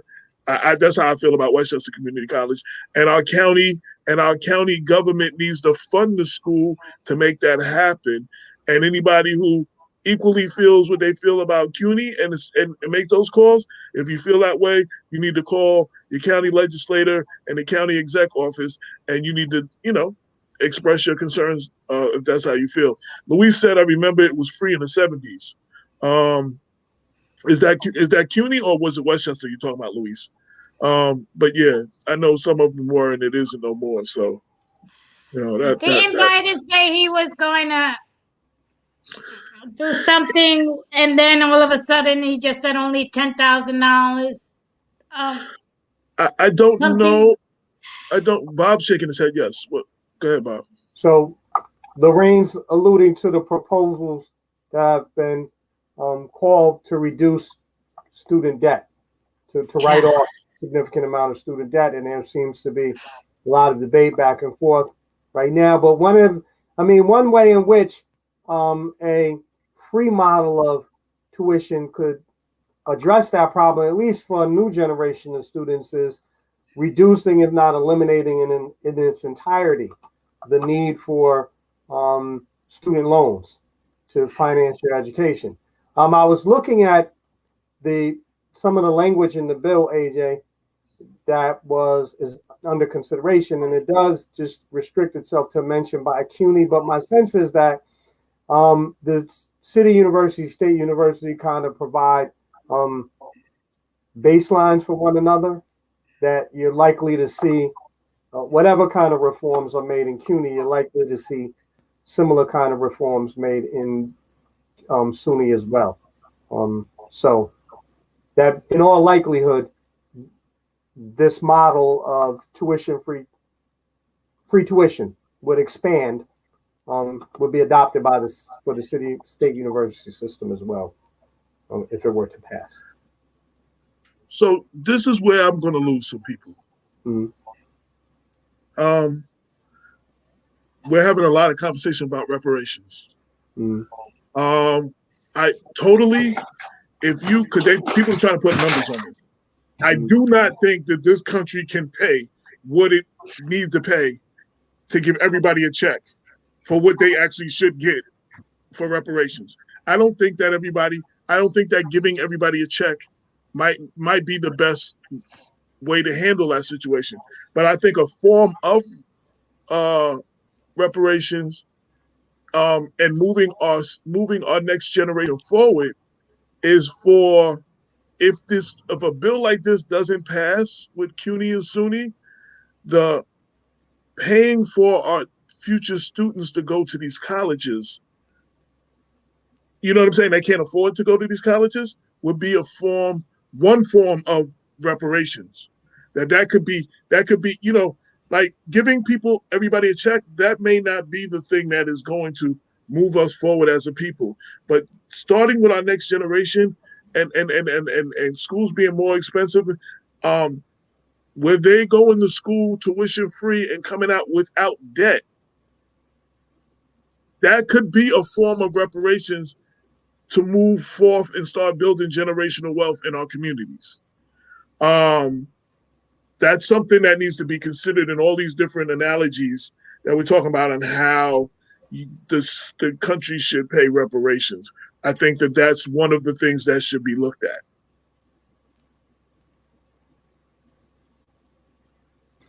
So, go ahead, Bob. Let me say that I would have to give some thought as to the specific kinds of programs that should be adopted specifically to address the issue of reparations. But more importantly, I think that these kind of New Deal programs are going to be absolutely vital for the nation to consider as we seek for new ways to go forward. You know, to tie it back to what Lorraine was referring to earlier, what we're really talking about is a call for funding of public goods, whether it be the public good of education that is going to widely benefit all members of society, because we all need some sort of advanced education, or whether it's to ensure that employers have a pool of skilled, knowledgeable employees. I think it's to the good. And we need to recognize that one of the things our tax dollars must go towards is the betterment of ourselves and our communities. So whether it's public education or whether it's the restoration of green space and public parks for young people to play at and get adequate recreation, those are all of a piece. One of the reasons why our country is suffering so miserably is because since the 1960s and, you know, the onset of the civil rights movement, the women's revolution, the revolutionary upsurge that led to greater inclusion, formal inclusion, there was an almost immediate effort of our federal and state and local governments to cut back on a lot of the programs that we need. So we need to invest in public higher education. We need to find a way to ensure that we have proper green space in local parks so that our kids can get outside, get adequate recreation, you know, and begin to address some of the environmental challenges that we're confronted with. So whatever perspective one adopts, AJ, whether it's looking at it from a reparations angle or another angle, I think the programs that we've been discussing tonight are absolutely vital. And I want to be clear. I don't think that is all reparations should be. I think it should be a bunch of different programs. But I think that's one option. Now, Lauren Cater said 2019 CUNY tuition was about $2,000 less than Mercy College. I don't know what Mercy College costs, but that doesn't sound like it should be. Louise Cherico said, she said 2019 CUNY tuition was $2,000 less than Mercy College.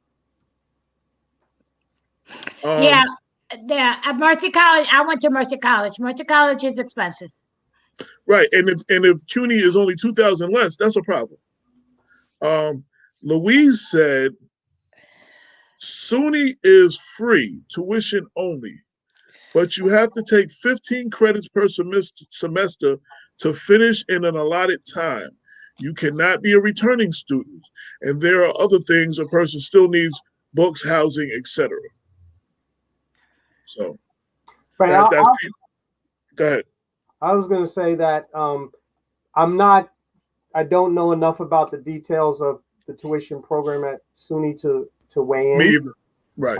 I will say that the controller's report that I read in preparation for tonight's program mentioned that many people are under the impression that a lot more community college students get a free ride because of the availability of the Excelsior program. It's a new scholarship program that was put in place. I think if you got a scholarship, essentially. Yeah. So if you graduate with a New York State diploma, you qualify for college support. But the report by the controller points out that there is a requirement to attend school on a full-time basis, and as a result, and you got lots of part-timers. I mean, people may not realize is one problem that we have with higher education today is designed for the traditional college student, someone who graduates from high school and immediately goes to college, has no family of their own that they have to support, and does not have a full-time job. That's actually the exception and not the rule. Certainly at CUNY schools, I don't know so much about SUNY. So the report notes that a lot of CUNY students are therefore ineligible for free tuition because they're not taking a required number of courses because they gotta work, and so less time to be in the classroom.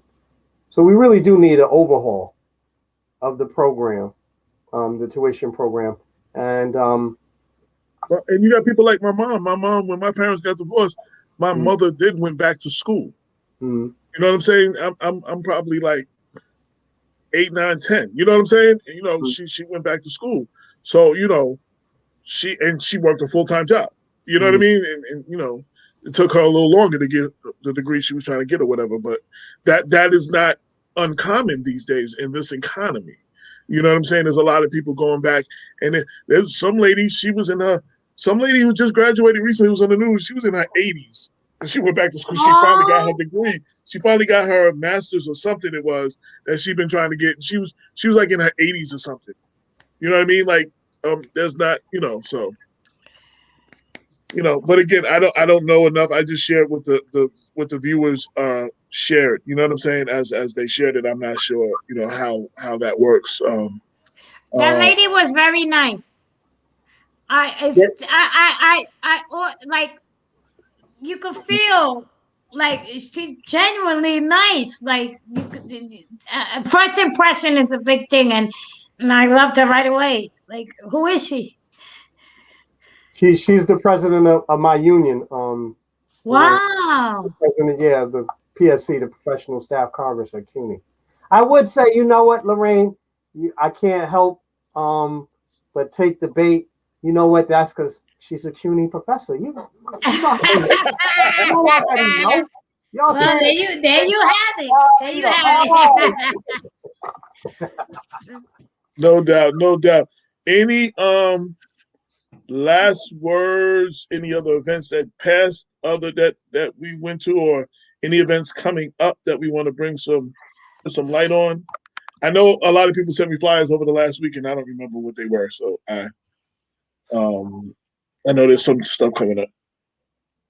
So, I mean, I'll just say that we're looking forward next week to devoting at least part of the show, if not the whole show, to a discussion and update of the COVID epidemic and the vaccine program that's now being rolled out. We're going to have on Dr. Diana Williams and Dr. Keith Norris to discuss the rollout of the vaccination program. As many of our audience members will recognize, Dr. Diana Williams is Marvin Church's wife, the one in the dynamic duo of the developers for Comrie Developers LLC, who we've recently talked about their program to renovate the Y area, but she also has a long history in the field of medicine. And so she's going to be joined by her brother-in-law, Dr. Keith Norris, who's a leading phrenologist, if I'm not mistaken, specializes, I think, in kidneys, I believe, if I'm not mistaken. And hopefully I'm getting it right. But he's a leading medical doctor and has been widely published and is a pioneer in a number of fields. And so they're going to join us for the first hour next week to talk about the implications of the COVID vaccine rollout for our area and other relevant issues. That's a big coup. Dr. Norris is a big deal at UCLA, and I saw clips of him on, I don't know if it was MSNBC or CNN. So for him to be here with us on People Before Politics is a big deal, and I hope everybody takes advantage of, watching and asking questions and picking his brain as far as information is concerned.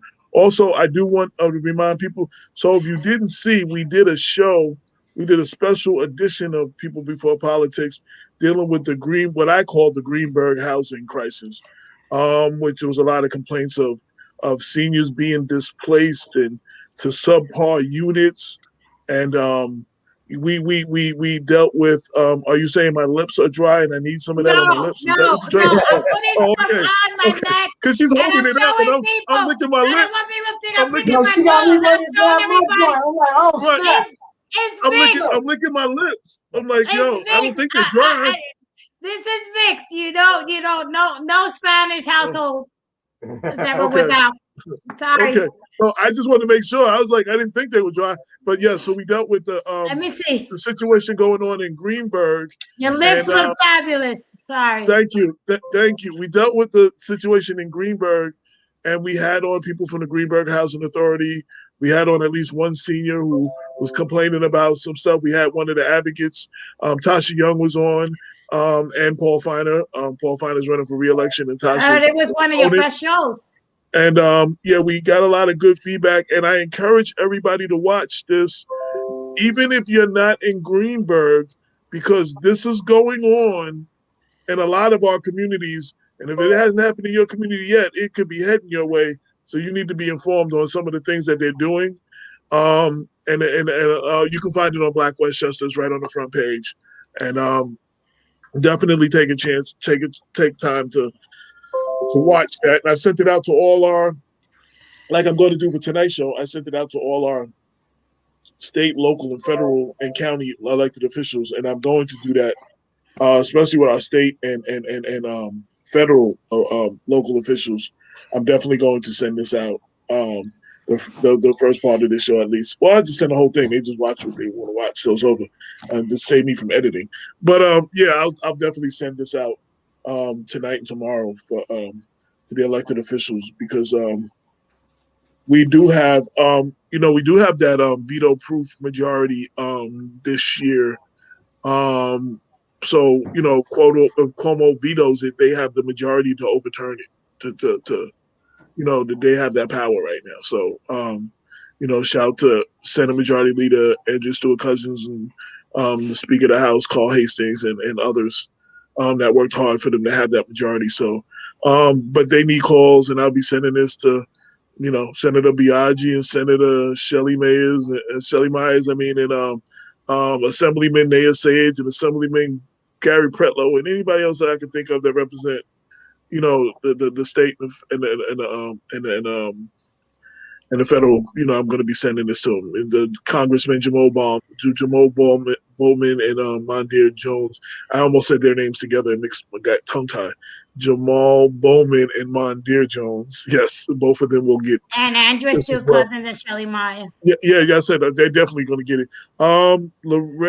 Stephanie Swan said Miss Lorraine Frazier spoke the truth and vindicated Commissioner Renee Robinson's letter. Yeah, so if anybody doesn't know what Stephanie Swan is talking about, one of the commissioners at the Greenberg Housing Authority wrote a letter to the editor calling out some of the things going on, and they teamed up against her. They said she was misrepresenting it. They kind of bully tactics a little bit, at the meetings, and Paul Feiner said that's not what's going on. Well, I put them all in the same screen, and let everybody tell their story. Bob was with me, and I made sure that there wouldn't be no bully tactics if Ms. Frazier or Renee was talking, or Tasha, somebody was talking who was advocating for them, and the other side tried to talk. I just muted them so they could get to finish saying what they had to say. So it was an equal playing ground. You know what I'm saying? Because they showed up with the CEO and the lawyer and the consultant and Paul Feiner, and they had 5 people to combat what one lady wrote. You know what I'm saying? She was like outnumbered. So, we kind of provided leverage and leveled the playing field. And it's a very good show. Probably one of the better ones we've done in a while on that nature. We have gotten away from dealing with issues like that in the community, dealing with a lot more politics, but this was definitely the people before the politics. And I'm proud of that show, so go check it out. So before that, AJ, Louise Jericho said she cannot get a list on anywhere regarding COVID, what Dr. Bob was saying, having somebody in, and she said, good, because I cannot get on a list anywhere. Louise, and anybody that's listening, if you cannot get an appointment in the New York State .gov site, because they do get backed up and then you do get something, no appointments available. If you cannot get an appointment via phone, the Armory in Yonkers, that's open to folks in Mount Vernon as well. You don't need, if you can't get an appointment via a computer or phone, you can walk into the Armory. They are booking appointments there. I'm not saying you're going to get the shot that day. What I'm saying, you can walk in and you can make an appointment to get the shot. That list is not closed. Walk in, there are people there, they're waiting. Their job is to just book people. Not everybody knows, not everybody goes. So you'll be in and out with your appointment in less than 5 minutes. Do that, please, because it's very important. And Greater Centennial is doing something alongside with the neighborhood health center right here around the corner. And I think they're doing something where they're making appointments and stuff and everything, and they're going to be giving a shot, I guess, there too. So reach out to Greater Centennial. You can look them up. Their numbers listed. And call it. Call the office. Ask for Kim. Tell her AJ said ask for Kim, and she's going to kill me. But that's why I'm doing it. But ask for Kim, and that's my cousin. So. I'm gonna make a phone ring a lot. But it's important because not everybody is computer literate. I mean, it's not that easy when you go on the internet. There is a couple of steps you have to take. Right, and phone is not that difficult. Just walk in. I mean, if you can get there, walk in, make an appointment, leave with your appointment, and you're good. I mean, there's several options today. Thank God. And as more options become available, and people share that with us. God bless you. Bless you. We'll be sharing it on that on blackwestchester.com. Stephanie Swan said, "I am getting my second vaccination tomorrow. Good for you. Louise Jericho said, my mom is going there in a few weeks. Oh my God, thank you. I will go tomorrow. Thank you to Lorraine. That's good. We're going to try to keep, I mean, we did a little bit before some of the places it was going. I know Rite Aid and some other places, but we'll continue to compile any information we can. And as we get it, we will share it and blast it out. So, our listeners can see it. So we coming to the close of the show. Any last words, anything? I think this was a very good show. Go ahead, Bob.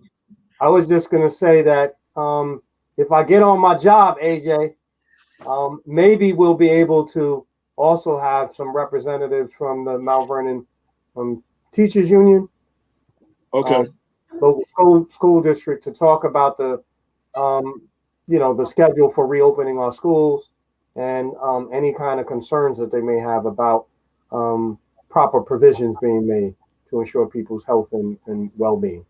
So that's something else I got to work on. I apologize. No problem. But saying that though, Lorraine, if you want to reach out to Casada and the Yonkers School people, we can do the same thing. We can make a show, do a show. We reach out to them and talk about the opening of Mount Vernon, Yonkers schools as well. Yeah, because it's now up to 4 days. Yonkers is opening 4 days, April 5th. And Dr. Bob, for the schools, they're changing the 6 feet to 3 feet. To 3 feet now. Right. New York State. Yeah, that's something parents gotta know. Well, a lot of these changes are being made on a daily basis, so I think it will be a good opportunity for us to summarize where we're at, how the changes have, or what changes have been made, the impact for the end of the year. I know all of us are ready to, see some return to normalcy, and the impact that vaccination rates are likely to have on that return. Because I think that one of the conversations that we're still having in many of our communities is skepticism over the efficacy and the safety of the vaccine. I will be getting my second shot tomorrow also, as it turns out.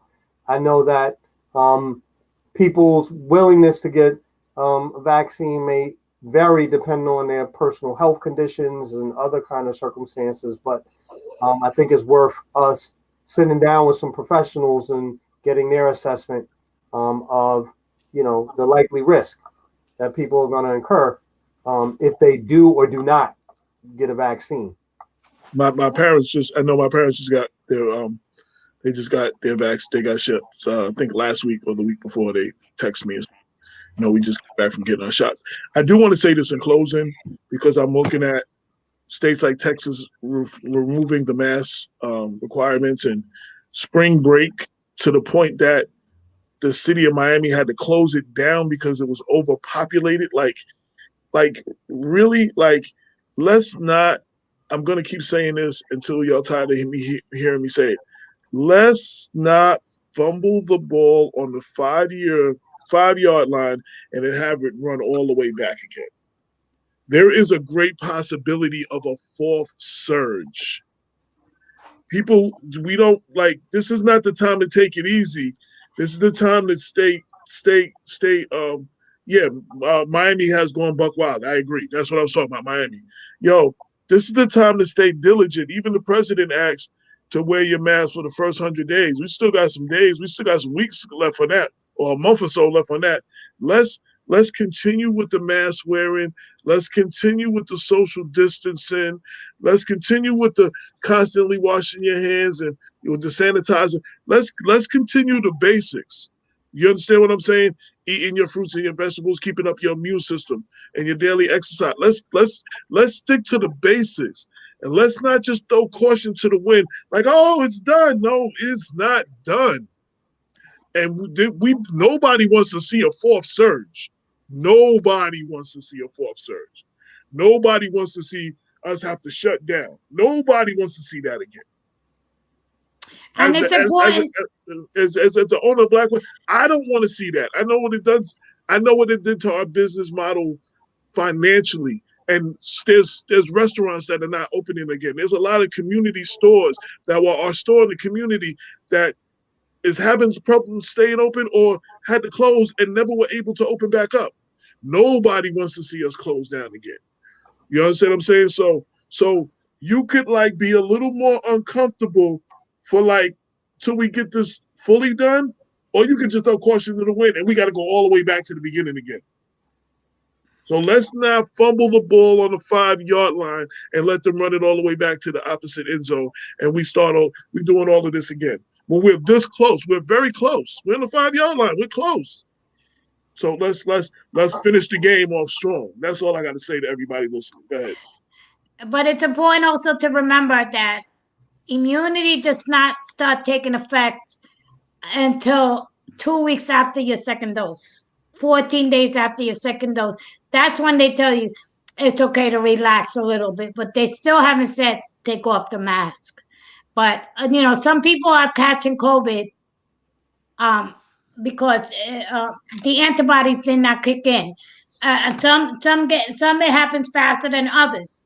But basically, according to their research, 14 days after the second shot, it's basically when you could say, okay, my immunity is kicked in and the antibodies are there. And then also they said they've only done research for 3 months. So like, for example, if you got a shot and it was 3 months ago, you can't travel without showing proof of you've got to quarantine for 14 days again. You got to take another a test to see whether like they don't have past 3 months worth of information. And we got a lot of variants and strains going around that they didn't even do. These are new, and they popping up and they keep popping up, and we don't know how these vaccines, we got 3 of them now. We don't know how they're going to do against the strains because we don't know yet. We got new is morphing into new stuff. We don't know what's going on with that. So let's just be careful. Let's err on the side of caution.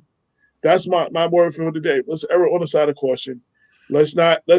Louise just said, I refuse to die in the final weeks of this war. Absolutely. I think that says it all. I agree. You know what I'm saying? Some people will because they're not careful. And some people might think they're right. And my mother, I quote my mother all the time. My mother said, yeah, you could be right, but ain't no sense of being dead right. So, I mean, you know what I'm saying? Like, let's err on the side of caution. With that, that's it. Unless y'all got anything else. We going on. No, I apologize. I just want to apologize if I came out too strong. But then again, that's who I am. I came out of there all upset. Hey, I'm gonna be all right, Lorraine. Yeah. She came out bloody and boom, boom. But you know what? But the message is still the message. No. The message is still the message, regardless of how I present it. The message is still the message. And if you don't want to be treated like that, don't do it to. Don't treat them like that. So the quote, David. Still the message. Don't push Lorraine over the edge. Not me. I know. Don't do that to the people. Don't get the perception that it's something it's not. To quote Damon, I'm just playing. Yeah. To quote Damon, who's not here. If you don't want to talking about the dumb shit you do, stop doing dumb shit. In the immortal words of David K. Jones, like, don't do the dumb shit. We won't have to talk about your dumb shit. So and you know what? I swear, if he would have been here, he would have said it. He would have said it. Yeah, that's it. You're right. You're right. And if he watches this later, he's gonna be saying that at the screen. So I'm saying it for him. So that's all. Yeah, word up. Yo, Bob, last words? Yes, no? That's it. Everyone have a good night. Stay safe. See you guys next week. Lorraine, last words? That's it? I said peace. Happy spring. Okay. Yeah, that's what's up. Yo, so you could be doing anything else when you decide to ride with us, and we greatly appreciate it. This has been Black Westchester Presents, the People Before Politics radio show, every Sunday, 6 to 8, streaming live on Facebook and YouTube now, and maybe LinkedIn soon. Until next week, Peace. 22 million black victims of Americanism are waking up, and they're gaining a new political consciousness, becoming politically mature. And as they develop this political maturity, they're able to see the recent trends in these political elections. Any minority that has a block of votes that stick together is in a strategic position. Either way you go, that's who gets it. You're in a position to determine who go to the White House and who stay in the doghouse. You're the one who has that power. You and I have never seen democracy. All we've seen is hypocrisy.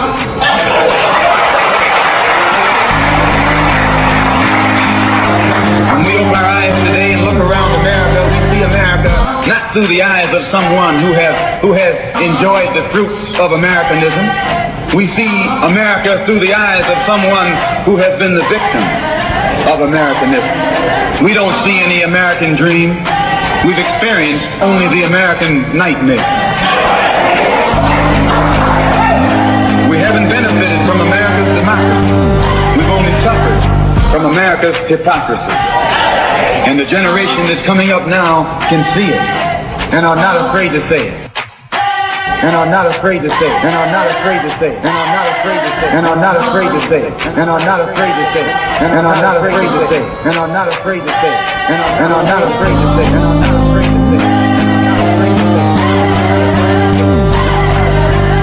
And are not afraid to say it.